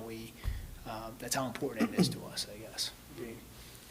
yeah, I think we have to operate within where it falls in the law, and in regard to this kind of stuff, it falls in a different section of the law than alcohol and narcotics and that kind of thing. And so that's the section of the law that we operate in, and when we seek legal counsel for what we're going through, that's the angle that, the lens that they're coming through with it as well. So, yes, like when it comes to certain things, like is the penalty gonna be more significant than maybe your more traditional stuff that you might see in a high school? Oftentimes, yes. But again, there's so many complexities that go into all these incidences that we have to take each one, you know, as it comes to us and process it as its own unique incident, and kind of take it from there. So I know it's not a great answer. I think we do look at, you know, obviously, the suspension is kind of the highest tier. That suspending kids has been taken out of our toolkit unless there's some specific criteria that are met.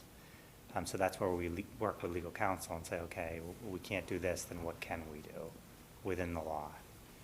So, you know, I would say that when we look at discipline, you know, the team is looking at, you know, the tools that they have and resources, and do take the disciplinary infraction and mirror the consequence.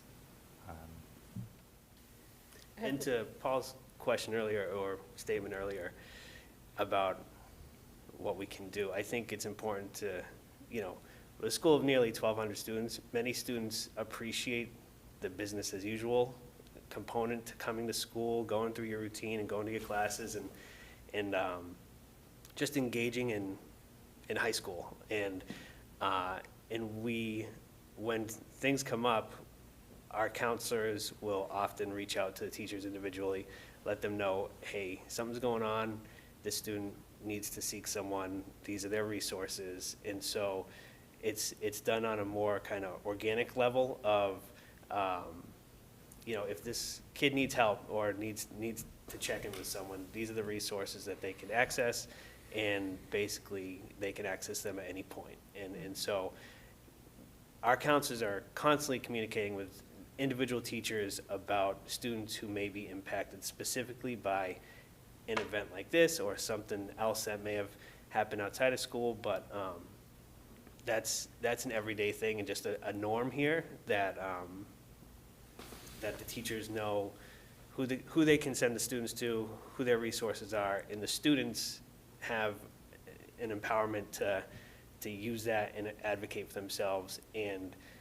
also that our teachers can keep an eye out on a kid and kind of like, if there's a change in their kind of normal behavior, then they can not necessarily flag the student, but let someone know who the student works with, and they can follow up, and we can support that student through that. Thank you. Glad to hear that. I'm wondering if there's a way to bring back either the folks that we worked for through like the audit, and does that mean there's a question? Joan, yeah. Thank you. And also, so I think we know that like punishing, you know, so like I know we don't do that, but suspending someone or like doing these like very punitive behaviors does not change someone's racism or discriminatory behavior or beliefs, right? So that then becomes like, how are we shifting that focus to be able to change those beliefs in a way that actually helps, right?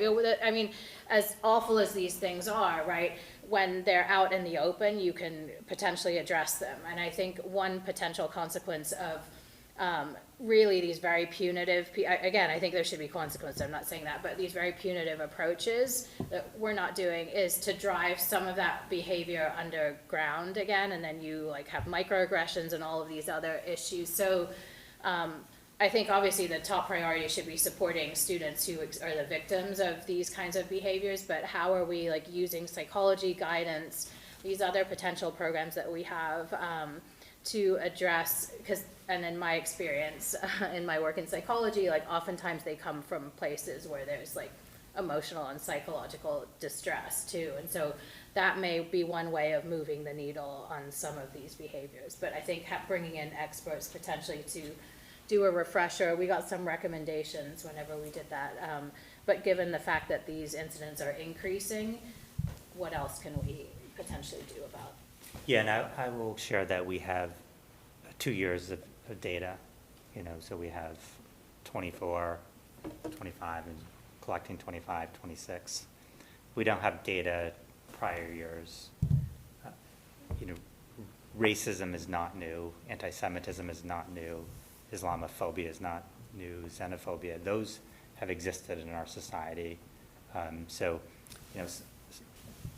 There's systems and structures that exist that we need to combat and interrupt and disrupt, and that's what we need to have some hard thought on how to do that better. We also have some wonderful kids at Algonquin who are upstanders, who are extremely kind, accepting, who are the antithesis of some of the acts that we saw that were reported to us. And I would say that's the majority of students. So I don't want to cast a wide brushstroke on Algonquin and every student, because for the most part, students are very respectful, responsible, accepting, kind, caring, all the attributes that we would hope that our students would be. I would add that we're also building capacity at the high school through both the admin team and the teaching faculty and practices like restorative justice to support students, and have brought resources in, highly trained resources in restorative justice to support students in situations. And I think that is a really effective step forward.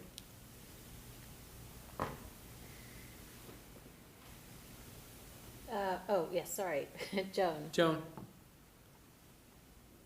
Thank you, Jennifer. I first would like to mention and thank Jennifer and Greg for revising our agenda and bringing this most sensitive topic to the forefront. You added the new agenda item under new business, incidents of hate and bias, and you saw the importance of it.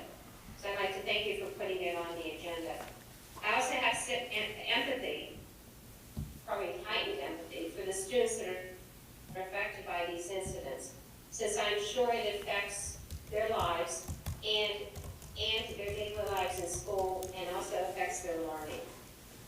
Classrooms, as everyone has said, in all these incidences that happen in school, the tragedies and everything, the parents send their kids to school, and it should be a safe place for them, and it should be a place of enjoyment. They only get to do this once. I am concerned by the comments that were made by the 3 community members, all in the same vein, and now hearing the increase from 3 to 7 incidences in the same time period from last year to this year.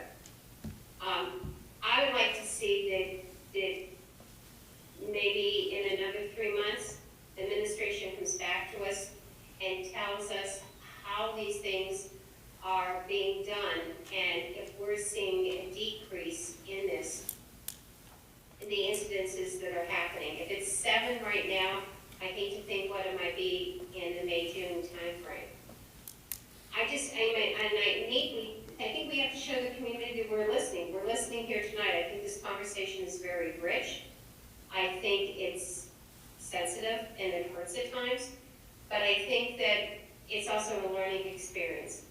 I don't know, Greg and Jennifer, and even the high school administration, if having a forum so that we're listening to the 3 parents and also educating them in what the administration is doing.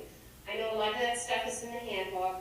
You send out wonderful emails, the superintendent's letter, the principal's report, but a lot of people don't watch this. And maybe we need to give the parents a forum to show them what you are doing and how you're addressing this problem. I know that when we first did the strategic plan years ago, we invited the community to come in and to tell us what they wanted in a 5-year plan. And we separated into small groups, and, you know, some of it was the note taker, and then we came back to the larger group to do a sharing process. And I don't know if that is something that would work for this or not, but I really would like to see, the first thing is that we get, and it's up to Jennifer and Greg, that we get another report on these incidences of hate and bias and how we're progressing as we go through the school year. So thank you very much to all of our school committee members with all their great dialogue. Thank you. Thank you. I would suggest, you know, this could be something for the is this appropriate for a combined meeting? Yeah, I mean, I Because it think is- that there is a sense of urgency, right? So I think that, thank you for the audience sharing and listening to your concerns. And I think there are some things that we can do quickly that don't take a lot of, you know, implementation. You know, I think it's also talking with the community and get a sense of how the community's feeling, how kids are feeling. Sometimes the best ideas of how we can create safety lie within the people who are feeling unsafe. So I think having that forum and conversation is important because we don't have all the answers and we need help.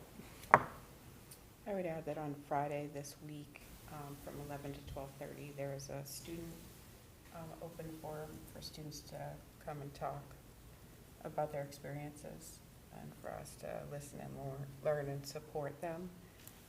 That's happening all 3 lunches on just a couple days from now.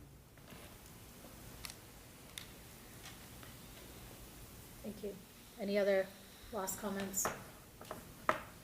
So thank you. We will make sure to keep this on the agenda so that it's not something that we drop, but rather continue to speak about.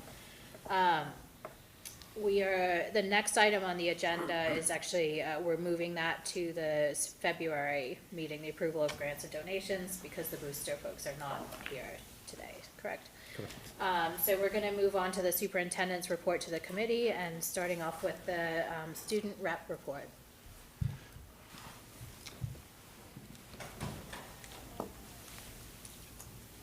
Madison, we'll pull this up for you. Okay.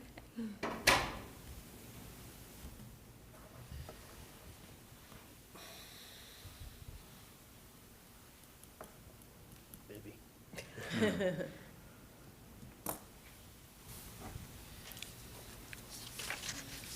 and redo it. Do you want me to? It may have timed out on my computer. I have a PDF. Just shut up. No, you're back. All right, I'm You're back. You're on the menu. Check your I know. Does that happen like in the setting?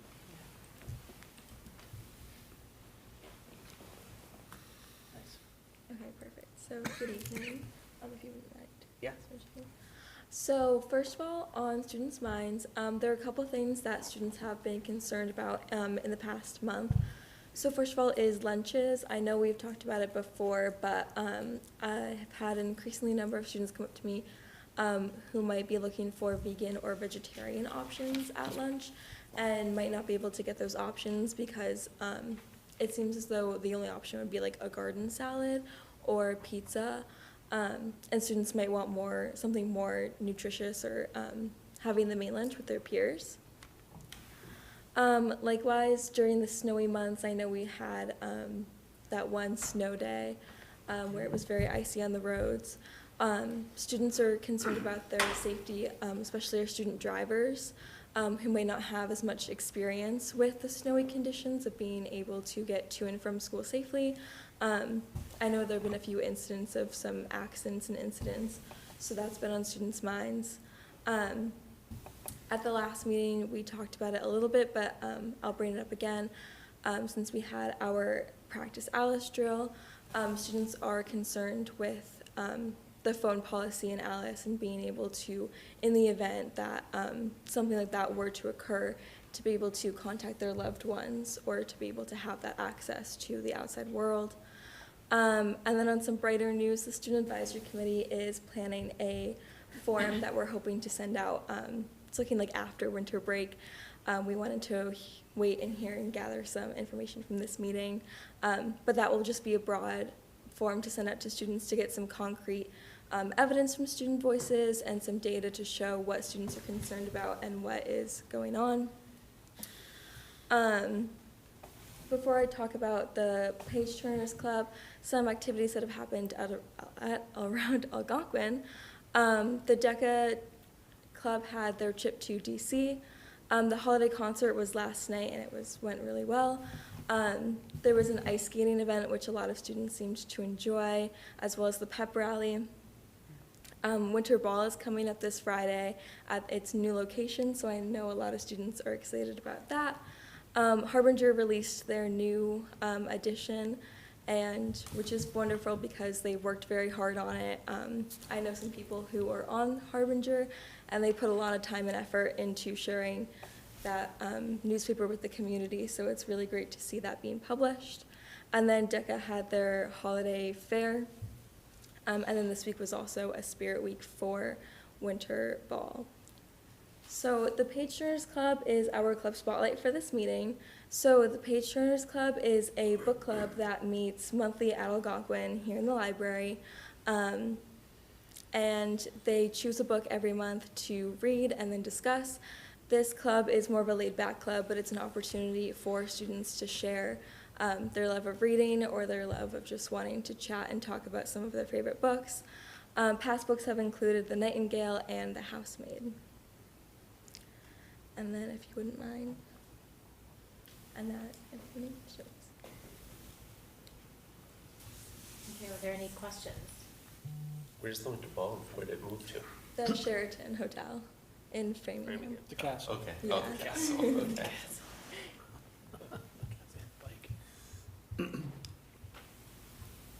I have a quick question. So we talked about the phones issue, well, we talked about those concerns. Are you seeing more of an increase in discussions about that given what recently happened?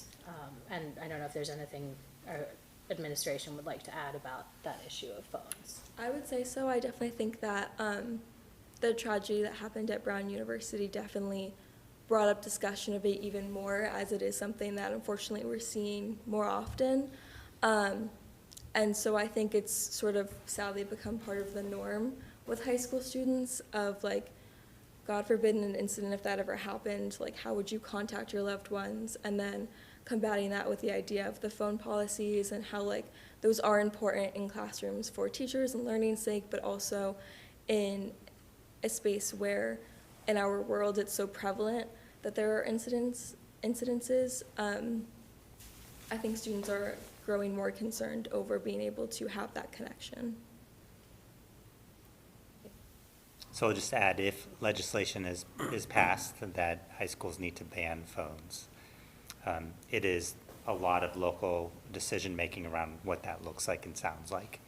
So definitely I know the high school team will seek student input and feedback because I think there are ways to have both, you know, to make sure kids feel safe and have access, and also, you know, to restrict the use during the academic setting to focus on learning. I mean, I'll comment on that because I have been waiting to, I know the possibilities out there that it might become a mandate, but it is sad, but that is the first question that I had is what does it actually look like? And so if it means that the phone, because I believe phones should be out of the classroom because for the learning opportunity, but what does that mean? Is it in the school bag? Then maybe I'm okay. If it's got to be not in the building, maybe I have an issue with that. Maybe if it's in the locker room, maybe I have an issue because it is sad that we have to even think about that as a real consideration. But I agree it has to be considered. And if it's not considered, then why?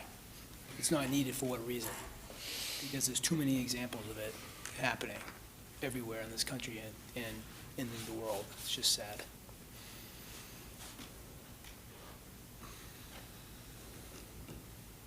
Principal's report. Thank you. All right.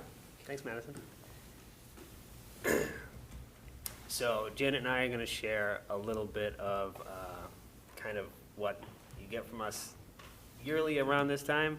class size analysis, and then Janet's going to talk a bit about our testing data and the trends that we're seeing with that. So this is the 5-year comparison from the previous 4 years to this year.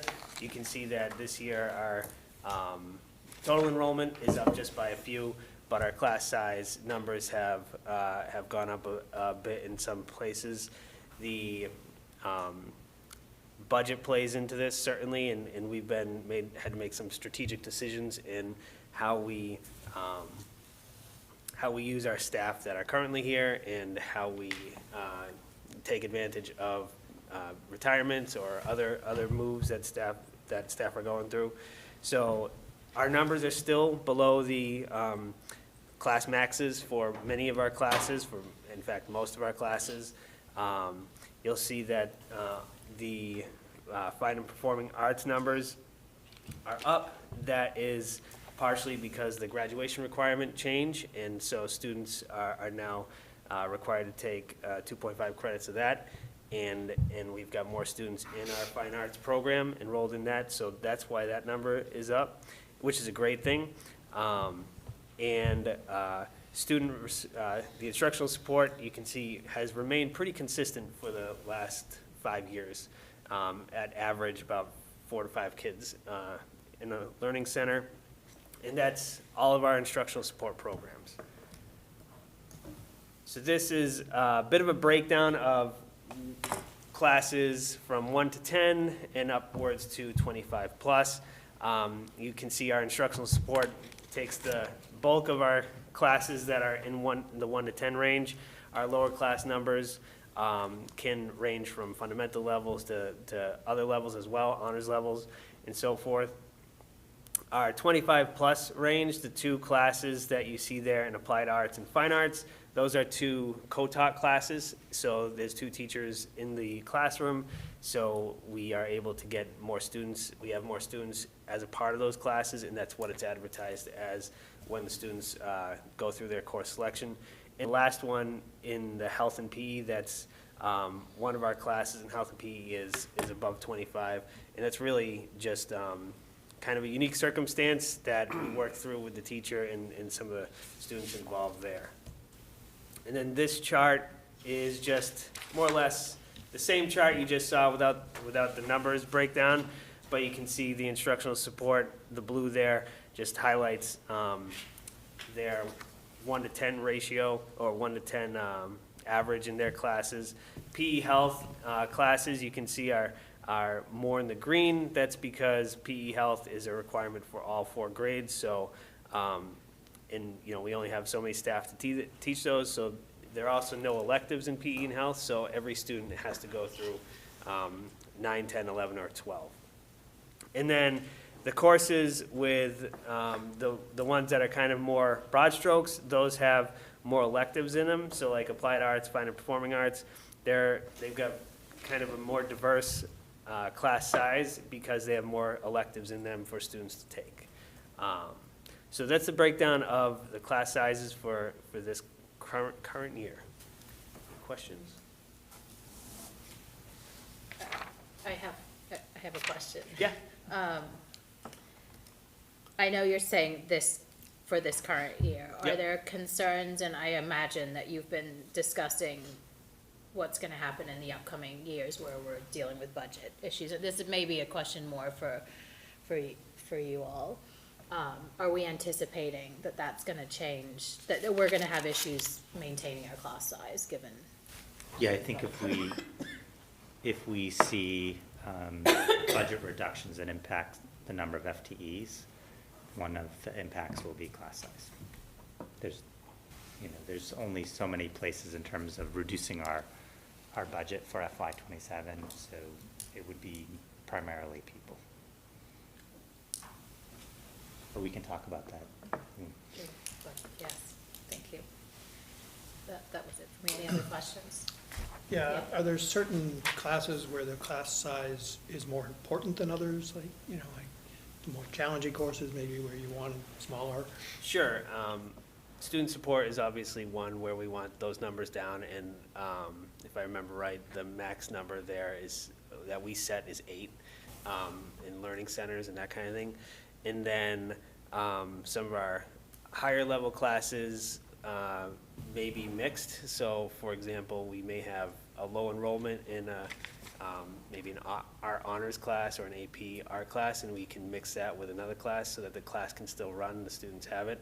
And the teacher just teaches to 2 different levels in the same class. So we can get creative with the schedule to make classes run on some smaller levels in many cases, and so that the students can get what the classes that sign up for.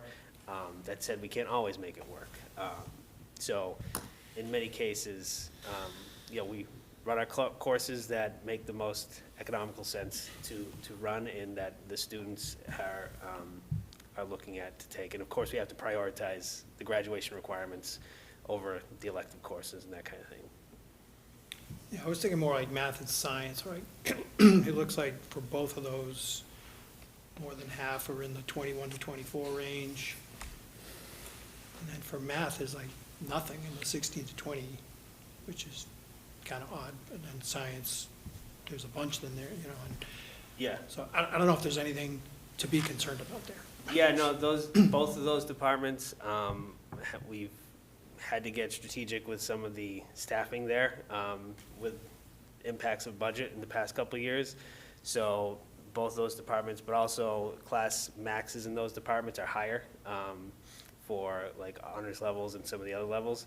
So that's why those numbers look like, because they are, that you'll have the higher number of students in math and science classes. And there's also fewer electives in those classes too. So the students are, I wouldn't say funneled, but like there's only so much they can choose from to meet their graduation requirements and or meet the course and direction that they want to go after high school.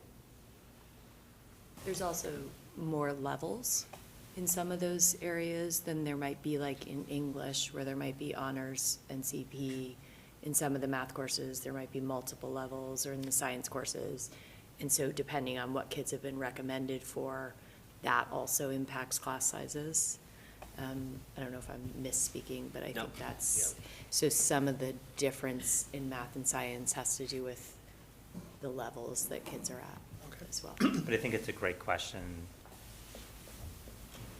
Looking at social studies, ELA, math, science, does having a smaller class size impact the learning differently in those core content areas? Social studies, larger classes compared to smaller classes in science, what types of outcomes would we see or hope to see?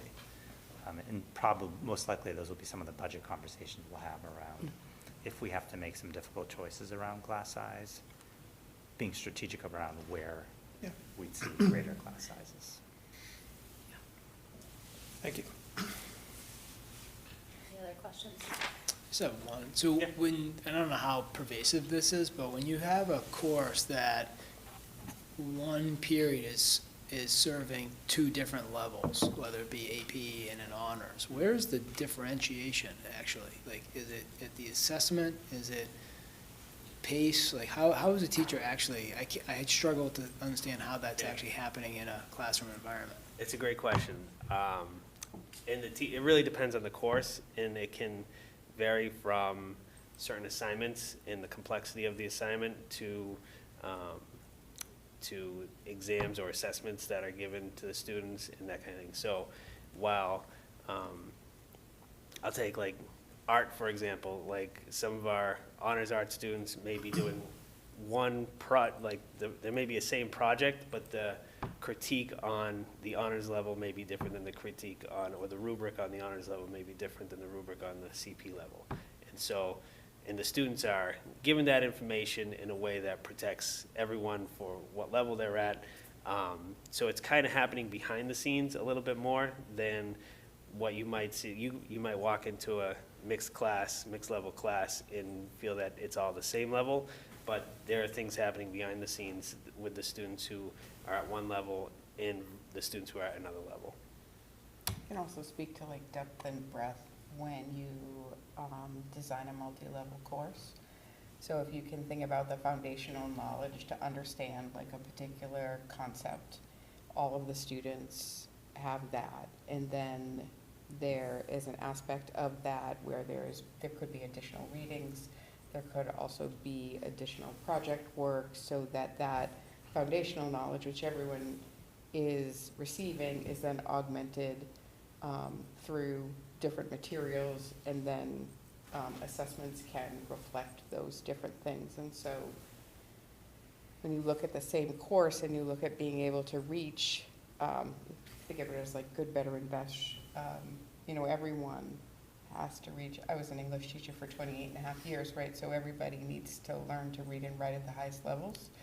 But we can do that also differently in terms of the exploration of being a writer and being a reader in different ways. And so that can really support students all being in a class and being unified by reaching those foundational levels, but then also being able to do augmentations. And some of that can even be peer teaching work that supports the whole class.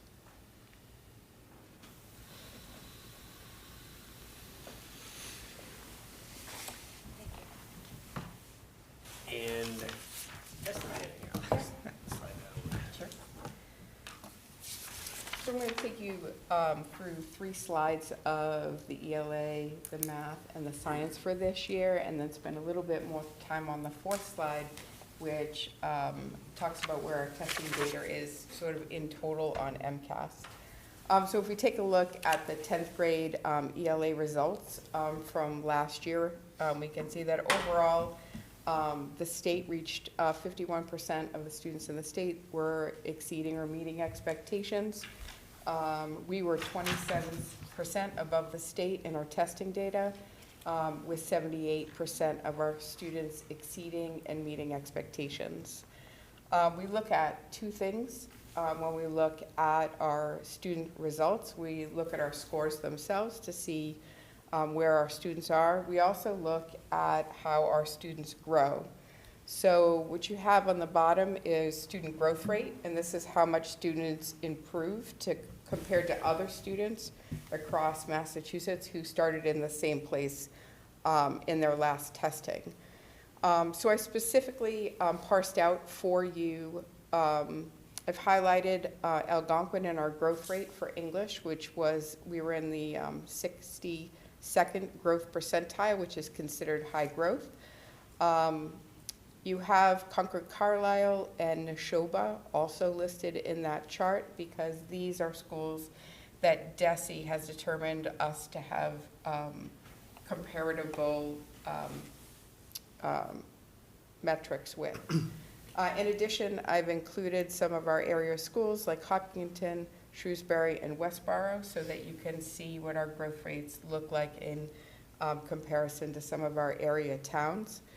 If we take a look at English itself, we see that we're significantly above the state, and we have a strong participation rate, and we are in the 62nd, the 62nd percentile. Sorry about that, which is above many of our area towns. When we look at math, we see in many respects a similar story. The state in this last round had 45% of the students across the entire state exceeding or meeting expectations. We were at 71%. Here we're 26% above the state in terms of our students there, and our growth rate here, sorry, touch screen. Sorry, I don't have the fancy touch screen on mine. We also see that, there it is. We also see that our student growth percentile here is 52%, with Concord and Shrewsbury above that. A couple things I think that are interesting about this slide. Concord has the highest growth percentile rate here. They also have a 95% participation rate, and this is something that I'll talk more about when we get to the slide where we talk about the impact of some of the state law change between last year and this year, with MCAS no longer being a graduation requirement and what students are not taking the exam who maybe would have taken the exam before. But again, we're still very competitive. We are finding in math that we are doing a lot of work to not just grow students, but also to remediate and grow students. And there is a lot of effort being put into moving the needle from a 52% growth rate into something higher, because we're finding the need to be able to shore up some of the foundational skills right now in our students. Our science MCAS this year was very, very strong. We see here the state at 46%, and we see us at 79%. One of the things that is nice about this, we have 100% student participation in this number, and you will notice that there is not the same percentage of growth over time, and that's because there isn't a score metric to compare it to. So that's different than English and math, where students take that consistently coming up. So we give the science test in the 9th grade when we teach biology. So 79% of our students exceeded or meted expectations. I think the most important slide in the deck in terms of our MCAS score are really the data trends since the enactment of ballot question 2, where MCAS is no longer a graduation requirement. So if we look at the 23 to 25 data here and our participation rates, there's a few aspects that are important to highlight. The first thing is that while MCAS is no longer a competency determination measure for graduation, it is still an important school tool that we use to monitor student growth and progress and to support students with. So for example, students are targeted when we analyze our MCAS data for students who may need some kind of support or remediation, and we offer tutoring services to help students in their achievement.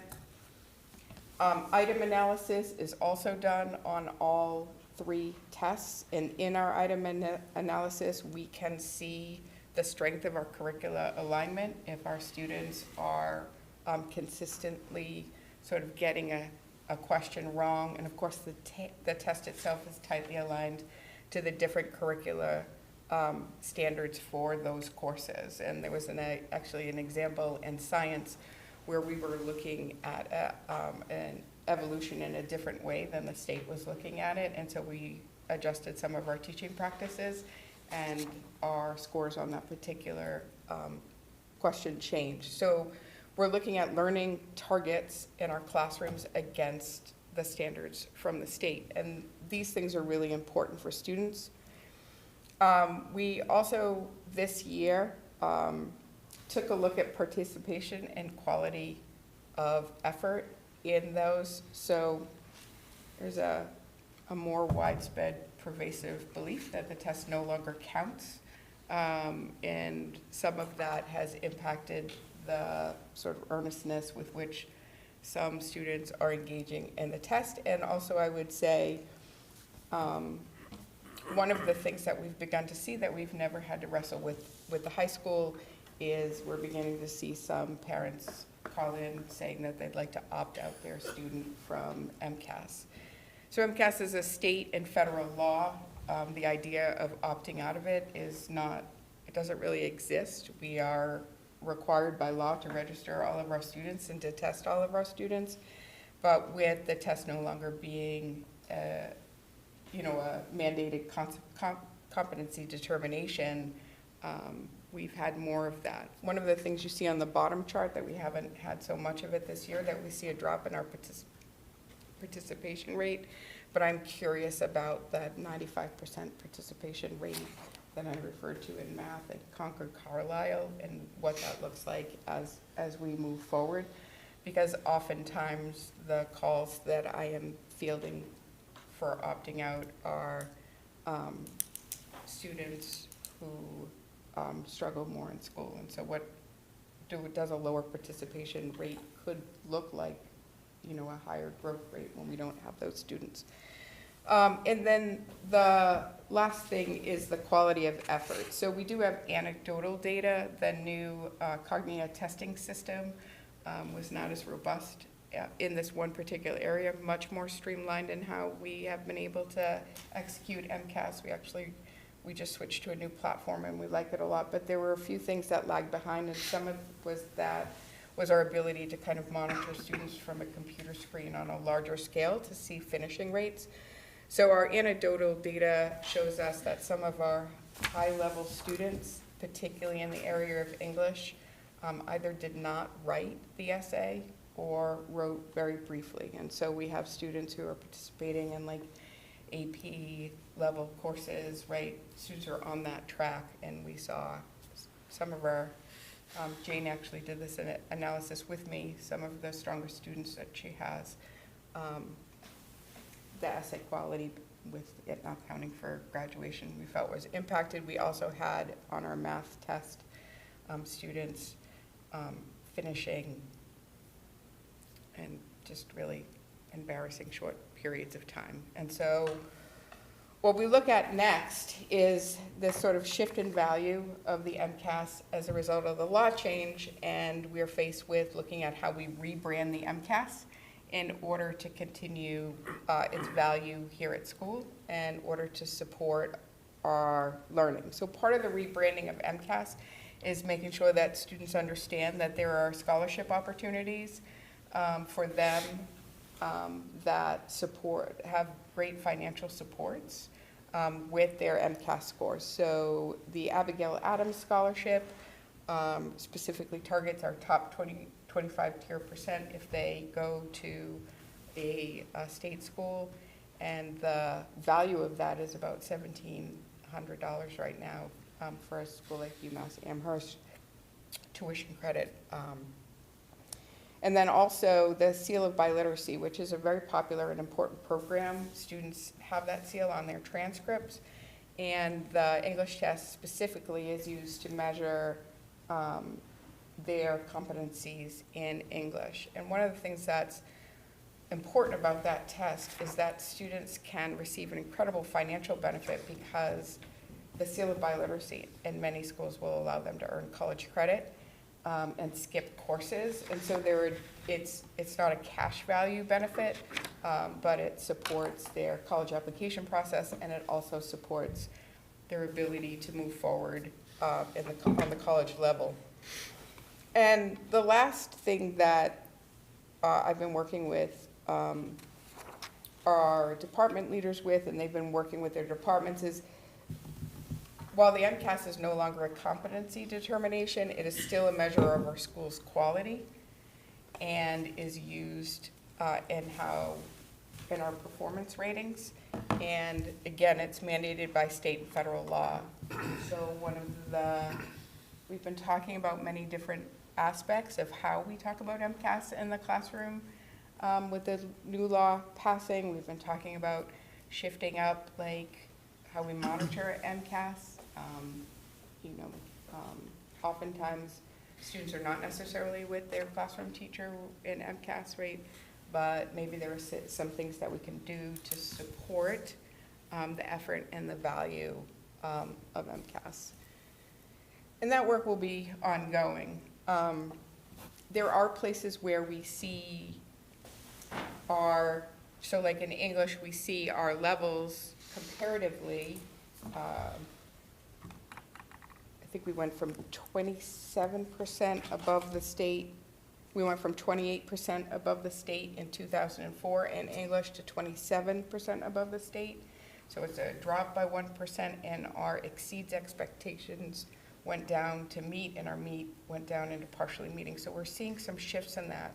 But one of the things that I do want to point out is our not meeting expectations have either stayed the same or they have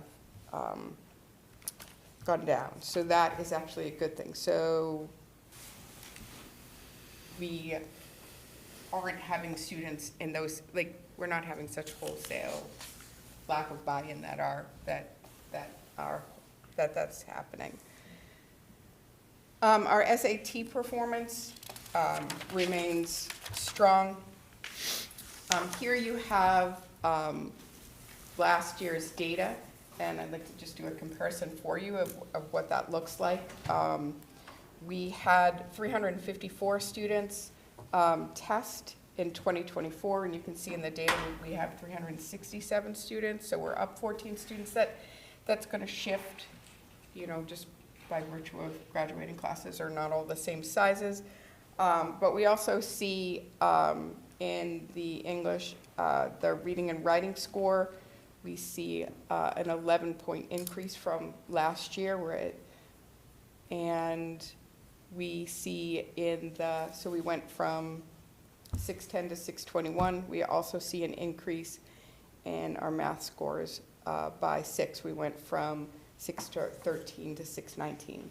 Last year was the first year of our in-house SAT prep program to support students, which is a much more financially feasible option for a lot of families. And we ran 2 sessions of that. They were very well attended. And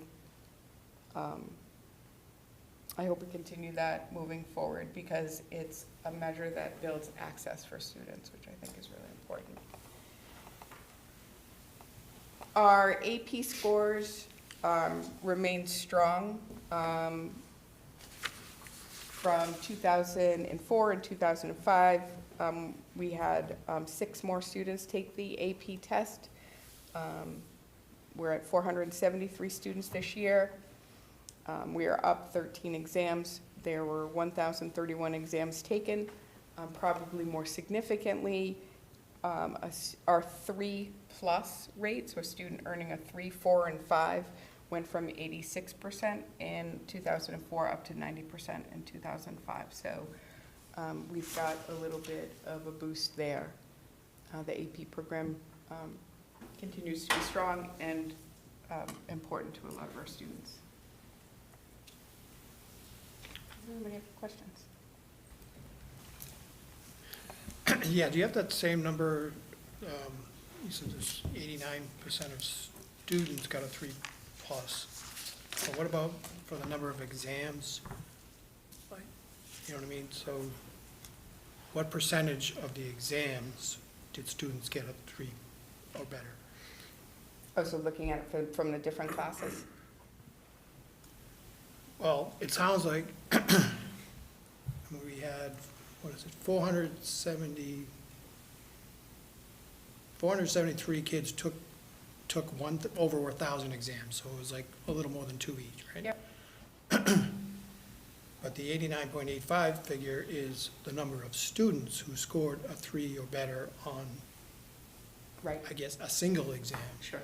So I wonder if we know how many were 3 or better for the overall number of exams. Yeah, I have a chart of all of the exams. I can get you that data. Do you know off? I don't know off the top of my I mean, head, if it's yeah. similar to the 89? Yeah, I don't know it exactly off the top of my head, and I don't want to remember that, but I could get that Okay. for you, certainly. Thank you. Other questions? Thank you. There's a lot of number crunching, so thank you. I know it takes a lot to Yeah. put together that report, analyze it.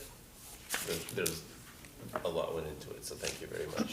The lack of questions isn't I appreciate that. isn't because of anything other there was a lot of good detail there. I appreciate that, thank you. All right, so continuing on with the superintendent's report, we have enrollments for, as of November 18th, so no significant changes at this point in time. We are monitoring enrollment closely for that Y27 budget process. And then I'll turn it over to Becky for the financial reports. Okay, so first, I'll speak about the budget line item transfers. Included in your packet is a memo, and there are 4 line items that are now showing as being overexpended. The first is business and finance, and that is due to some salary adjustments. Administrative technology, that was the purchase of a new software system for our human resources department. School choice, we received word of some new school choice enrollments after the budget was finalized. And then lastly is, this is obviously the biggest amount, and this is our program non-public schools. So this is for our special education tuition out students. And a word of explanation about that is when we were developing the FY26 budget, we had anticipated utilizing $500,000 of FY26 circuit breaker as it was being received in this year. The committee may be aware that typically we bank the amount that is received within a fiscal year to use that in the next fiscal year as is allowed by the state. But because of last year's budget constraints, that was something that we had proposed using in FY26. We've had a few line items that have come in lower than we had anticipated, and so in looking at the FY27 budget, we made the determination to move those expenses onto the operational budget and not to utilize that circuit breaker revenue for these expenses instead. So that's why that line item is showing as overexpended. In terms of the monthly general fund report, as you can see, the budget balance is $886,841, which is just under 3% of the total operational budget. And that is a decrease of about $460,000 from last month's meeting. Greg and I are meeting on a regular basis on the budget, and we have actually made the decision that with FY27 budget, as we've been working on that we have frozen the budget at the regional level. And what that means is that we are looking at all expenses. We're not saying no to all expenses, but we are looking at things and making sure that we are purchasing things that are needed and are necessary. And so that is some of the work that we are doing right now with the FY26 budget. Thank you. Are there any questions? Thank you, Becky.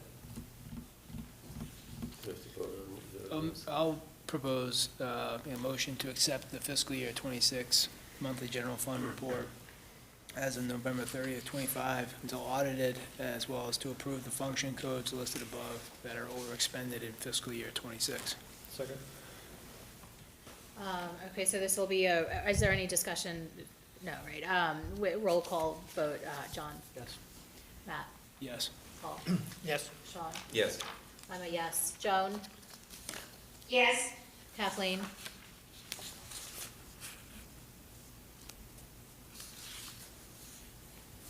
She's still with us. Kathleen? yes. Okay, so that passes was that yes, a yes you are voting, or? Yeah, I'm sorry, I'm having trouble with my mute. So there's a motion and a second on the table for the memo and the general fund expenditure, and we're doing the roll call. So your yes was a yes to that vote? Yes. Okay, so that passes unanimously. Thank you. Okay, so next is the statement of revenue, and this represents the revenue that we have received as of November 30th, 2025. In the month of November, we did receive the town of Southborough's December 1st assessment payment. So you can see that they have made 2 of their 4 assessment payments, and don't worry, Northborough's came the next day, December 1st. In terms of the investment income, that's something I was just curious, given the rate cuts that we've been seeing, how we compare to last year, and we are down about 10,000 in terms of our interest, but not a significant amount, and is to be expected as well. And then it was a relatively quiet month, really. You can see low receipts for athletics as well as parking fees. Athletics, I think, will probably see more activity in the December month as the winter sports are now underway. So we are about 3/10 of the way through the revenue report in terms of our receipts. Thank you. That requires a vote. So I will entertain a motion to approve the statement of revenue as presented in your packet through, up to November 30th, 2025. So moved. Second? And roll call, John, Yes. Matt, Yes. Paul, Yes. Sean, Yes. I'm a yes. Joan, Yes, Kathleen,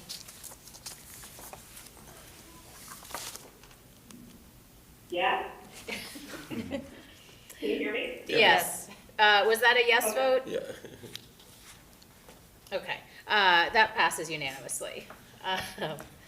Next up is the approved capital plan. All right, so you have the approved capital plan for FY '27 in your packet, the FY '27 approved budget priorities, which we will speak to when we present the preliminary budget presentation, and also the budget calendar. So Cheryl has been keeping updated on those dates, and I believe she's added a few milestone dates to that calendar. And now I will turn it over to Becky, who will give the FY '27 preliminary budget presentation. Okay. So we're pleased tonight to be presenting the preliminary budget for FY '27. We put in a lot of work already on this budget. It's been a collective effort, I would say, with the administrative team at the high school as well as the departments and the directors throughout the district. So first of all, when we do start the process of the budget, we are always looking at our mission, our core values, as well as our portrait of a graduate when we are formulating some of the priorities that we are working towards achieving in the budget process. We are also looking at our action plan and the progress that has been made to date, and identifying those areas that we still continue to make sure that we are providing funding for. The budget process does start in August. This year, it started with the Northborough Financial Trends Monitoring Meeting, and it really starts to kick up just as students are coming back to school, where in September and October, we're reviewing the budget calendar and this budget priorities with the school committee. As I had mentioned, the leadership team is putting together their budgets and submitting that to us at central office in October. And we've already had a few meetings with our communities. We have met with the Southborough Capital Improvement and Planning Committee, as well as the Northborough Financial Planning Committee, to discuss our FY '27 capital plans. So tonight, here we are even though this is the first presentation, I guess, in terms of this cycle, we're about at the halfway point, where we are presenting the preliminary budget to you all tonight. So we wanted to include some information that we look at as well as we're preparing the budget. So included in this presentation are some enrollment trends that have been identified by NESDEC. And as you can see that over the next few years, we are looking at a slight uptick in our enrollment. That is actually comparable, I think, to some of the numbers that we saw earlier in the evening that Andy had presented in terms of classroom sizes, or class sizes. And then also want to highlight the great work that is happening here at Algonquin. We continue to be recognized by both U.S. News and as well as Boston Magazine. Boston Magazine did rate Algonquin as number 19 in the greater Boston area, and then U.S. News ranked Algonquin number 14 in Massachusetts high schools and number 1 in the Worcester area. So while those are wonderful achievements, I think we also have other areas that we are still working on in terms of closing achievement gaps and looking at how we can best support our students. So the budget priorities that the school committee has set out, we have also aligned those to our core values. You can see that with educator learning and leadership, that is where we have applied the communication expertise that we have talked about. Equity of opportunity, we have a suite of technology tools as well as the new line that was added to the priorities this year to maintain funding to support high-quality instructional experiences. And then for empowering learners, we are looking at that small-scale initiatives, again, that we've talked about last year and this year. And we are also looking at your consistent budget priorities. Those are ones that we really have rooted in this operational budget. So I'll cut to the chase and start getting into some of the numbers. So you can see that the FY27 budget, this preliminary budget is a level services budget. So there are no new services, and there are also no reductions to the student experience in this budget. Right now, it is a $3,073,000 increase over FY26, and it is a 10.35% increase over FY26. There are really 5 key drivers. The first is special education transportation. Then we have special education out-of-district tuition, special education collaborative tuition, health insurance, and salaries.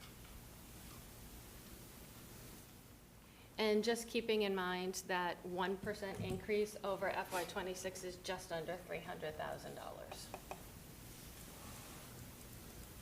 So where we started the budget process this year with the initial request that came in October, we started at a 12.65% increase, which was just under $3.8 million increase. So it was $33,446,905. From there, we applied offsets, and this is where we applied those circuit breaker receipts that we have received in this fiscal year. And you can see that we have received $234,000 less than what we had received in FY27. But in total, the sum of those lines is $724,353. We did receive a supplemental budget amount at the beginning of this fiscal year, but it was an FY25. That was something that the legislature passed that brought us up in FY25 to actually the full funding for the circuit breaker transportation, so it brought us up to the 75%. We are not seeing that amount in this year because the amount that was allocated to districts did not meet the amount that was allocated by the legislature.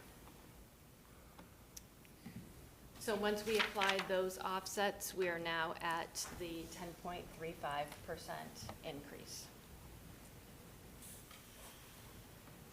So I spoke about those key drivers. You can see that the health insurance for both our employees as well as our retirees, that those 2 lines increased by over $600,000. Our special education out-of-district tuitions was $650,000. The transportation was $345,000, and then our collaborative tuition was $106,000. So those 5 lines right there totaled $1.7 million, which represents 55% or almost 56% of the actual increase that we're seeing on this budget. Can I ask a question there? What's with the collaboratives? Why did that go up so much? That is actually one student tuition. If you look at last year, FY26, we had $5,000 in that line item. We didn't have a student at the collaborative, and now we have a tuition there. So really, it's the same as out of district, it's just a different. Yes, yes. So it's about Yes, so 700,000 that's, out of district. that's our payments. Assabet collaborative, or it could be Accept, but it's those type of programs. So what we wanted to present to the committee tonight was just a look at if we were to come in at a 5% budget increase, and then also if we were to come in at a 3% budget increase. So we have determined that we could most likely find $500,000 in line item offsets from looking at the various lines within the operating budget. However, really the bulk of the reductions in order to get to a $1.6 million reduction would have to come from staffing. So we are estimating that would be approximately 11 FTEs in order to get to a 5% increase. To get to a 3% increase, again, we would look at those $500,000 line item offsets, and then we would have to find an additional 6 FTEs, which would be a total reduction of just under $2.2 million from the original, or from the preliminary budget. I also wanted to share with the committee the breakdown of the capital assessment that we have put together as part of our capital plan. As you know, we assess both communities, and we use the same formula that we use for our debt assessment, where we're looking back at the prior 4 years of October 1st enrollments. So for FY27, Southborough's portion of this would be 61.26%, and Southborough would be 38.74%. So of the 477,000 in total projects that we've identified, Northborough's portion would be 292,000, and Southborough's would be just about 185,000. And then I also, in your packet, just put together a summary of the debt assessment. FY27 actually marks the last year that we will see a debt assessment for the renovation of Algonquin, as that bond will be paid off and will come off our books.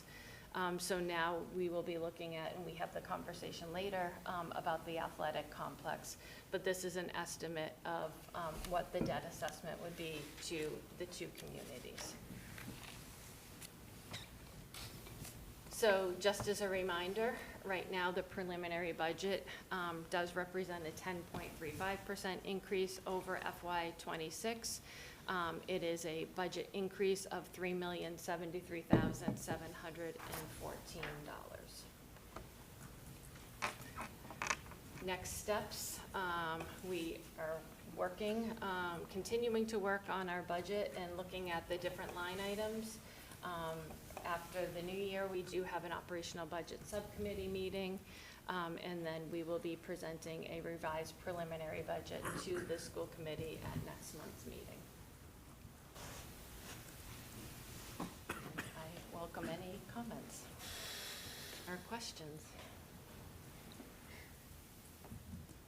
Ouch. Yeah.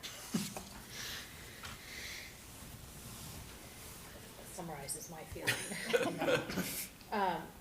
Typically, how many FTEs have we had to cut in prior years? I'm just trying to gauge where this, so you're saying it's 11 to get to a 5%, it would be 11 FTEs that would have to be cut, and to get to a 3%, it would be 17? Yes. I don't recall us cutting. No. Right? So last year's So budget through- was a reduction of It was seven seven. FTEs through attrition. Through, I was They gonna say they were through largely attrition. attrition. Yeah. Yes. And, Not a straight out, yeah.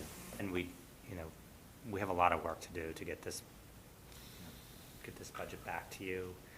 We need to meet with the operational budget subcommittee. We need more meetings with the leadership team. We have some ideas, but we need to explore those a little bit further internally before we present those to the operational budget subcommittee and then the larger committee. We also, insurance is, for a second year in a row, a significant impact on our budget. So we are working with the town of Southborough, the town of Northborough, and we are going to be looking at plan design changes to healthcare to lower our costs in terms of our share of healthcare. So that is another place we will be looking at. And we'll also be looking at bringing in-district and out-of-district special education transportation in-house in terms of, right now, we are part of the AVC Collaborative.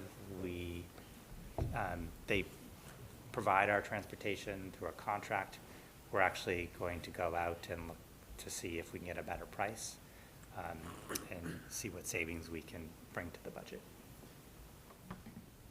We couldn't do that 6 months. In-house, meaning we would contract with a bus company ourselves versus using AVC, which serves as a kind of a middle person in terms of offering a service. How long is our contract with ABC? We can, this upcoming year, we can move on, we can have our own contract. There's no law that requires us to use their busing contract. Thought we generally save money through the collaborative, though, didn't we? Well, that was the theory. It hasn't worked out. We do not think that is the case anymore. Any other questions? Are we able to maintain a level service budget by cutting this many? No, I think that's, no. If we're reducing 11 FTEs or 17 FTEs, it's not a level services budget. And then, that is where we see impacts to class size, student experiences, and really compromises in the programming that we offer here at Algonquin. So that's a place we don't want to go, and we have a lot of work internally to get to a place where we're bringing a level services budget forward without reducing FTEs.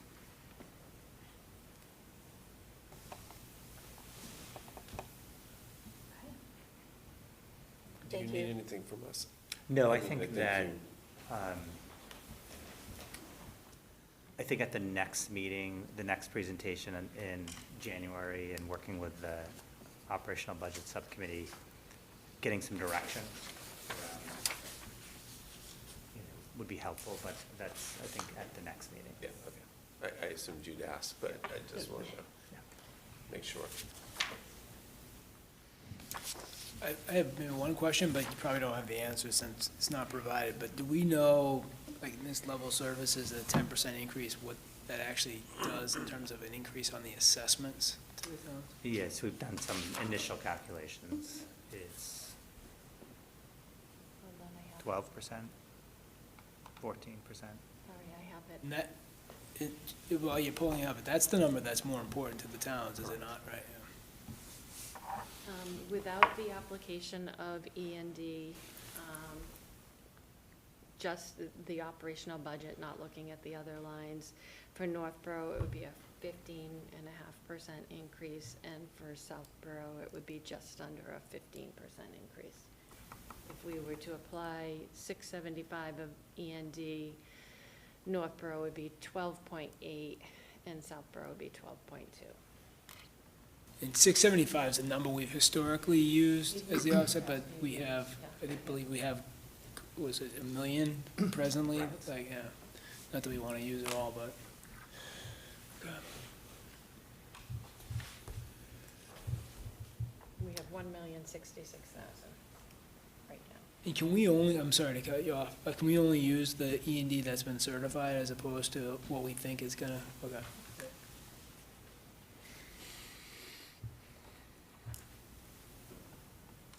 I think we are not unique, that cities and towns across the Commonwealth are experiencing similar budgets.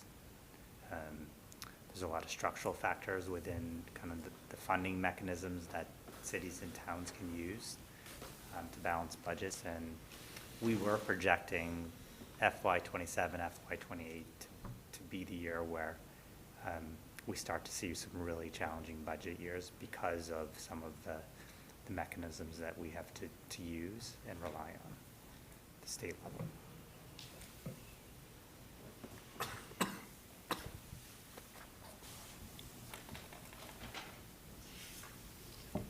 Thank you, so we can move on to the review and discussion of warrant articles. Sure.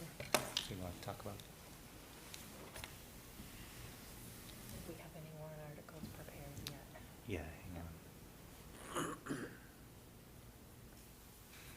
council, we will be putting forward the warrant articles for the capital.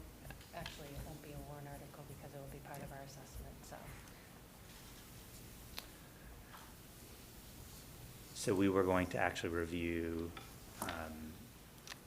yes, so we're not prepared to discuss that this evening. Okay.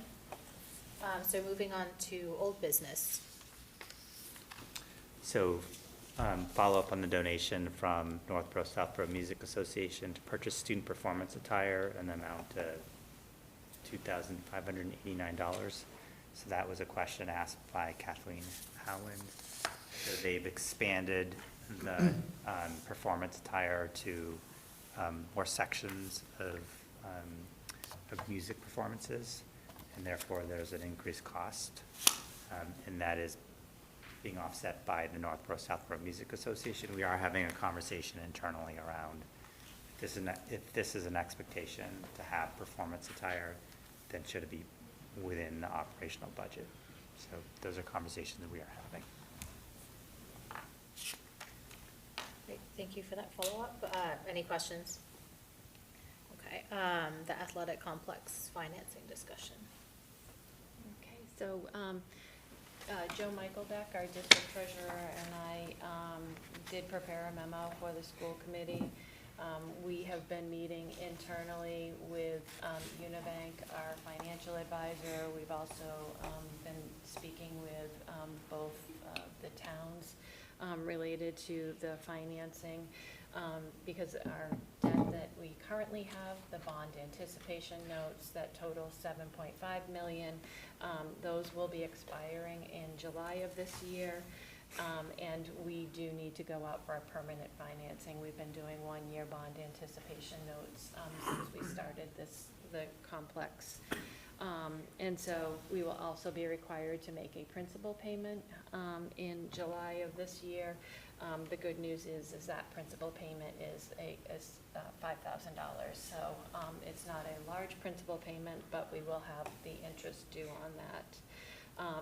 And the reason that we do need to go up for a permanent financing is that you can only carry these forward for 3 years.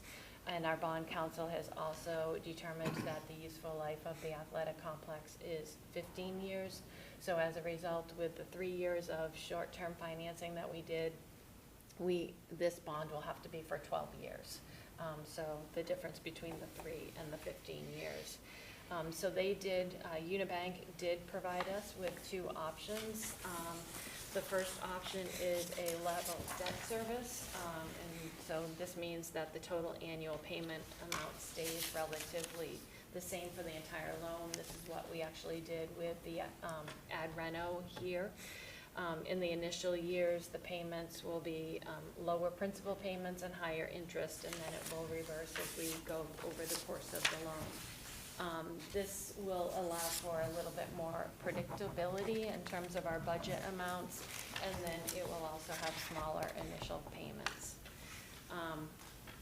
The estimated amount of principal and interest over the course of option 1 is $9,722,847.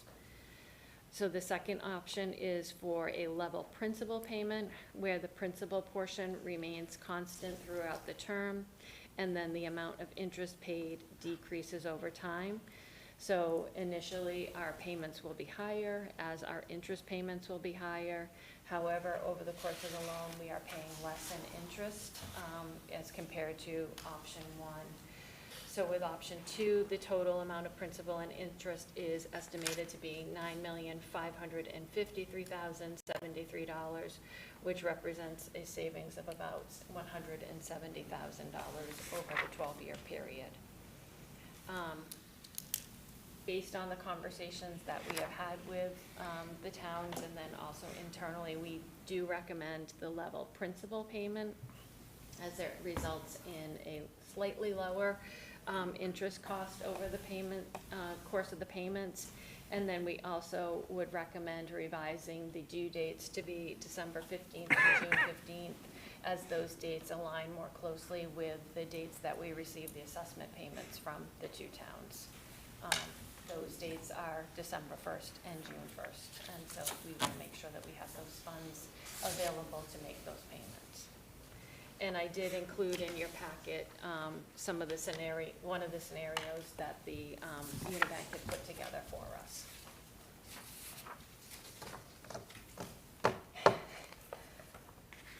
Very light conversation. Do you need a vote from us tonight? We would like a vote just for some direction, so we know which way to go with the towns putting together their budgets for the year. It's helpful if we can provide them with this information so that they can have their debt schedules put together. Yeah, I mean, I think if we had this in this setting or if in one of the subcommittee meetings where it got presented to us, but I think the follow-up of the towns and getting their direction was kind of what we had asked for. And so I would say I'm supportive of following the directions from the towns. Any questions, comments? So how do I talk about this motion? So it's a motion to support option 2, level principal payments, as presented in the packet. That's perfect. Okay, so I will make that motion. You have to include the revised dates. Yes, with the revised dates of December 1st and June 1st. Nope, June December 15th. 15th and Thank you, December 15th and June 15th. So moved. Second. And it's gonna be a roll call, John, Yes. Matt, Yes. Paul, Yes. Sean, Yes. I'm a yes, Joan, Yes. and Kathleen. Yes. Okay, and that passes unanimously.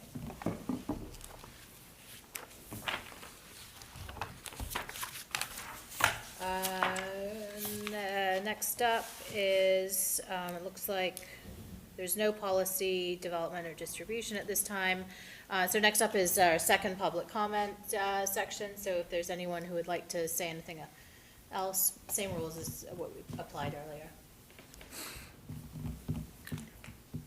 Anyone on the committee want to say anything? Okay, so next up is personnel, distribution of personnel report in your packets. Do you want to say anything? No, it's in your packet. Then answer any questions. Are there any questions? Okay, moving forward, approval of bills and payrolls, we do that online. Next up is agenda items for next month. So you can see what we have here. Any additional thoughts, things you'd like to add? Maybe, I think I keep mentioning it, just with the budget coming up, could we maybe get an update of where we are with the buses and the busing contract, how that's going, and hopefully it won't impact the budget this year. Anything else, you can email me. Okay, and so at this point, let's see if I can get this correct. I will accept a motion. Do we have to, I do have to accept a motion, right? Accept a motion for us to adjourn into executive session and not return to public meeting. So moved. Second? Okay, and we'll do a roll call, John. So the only thing we probably should do is just read the Oh, actual. yeah, sorry. So, see, I almost got it correctly. To move into executive session, to discuss strategy with respect to collective bargaining with Algonquin Regional Teachers Association, as an open meeting may have a detrimental effect on the bargaining position of the public body, and the chair so declares not to reconvene. I declare not to reconvene an open session. So we'll try that again. I still move it. Okay, so who was the second? Second. And roll call, John, Yes. Matt, Yes. Paul, Yes. Sean, Yes. I'm a yes, Joan, Yes. and Kathleen. Yes. Thank you. So we will move into. Bye, Joan. Bye, Kathleen. Good night.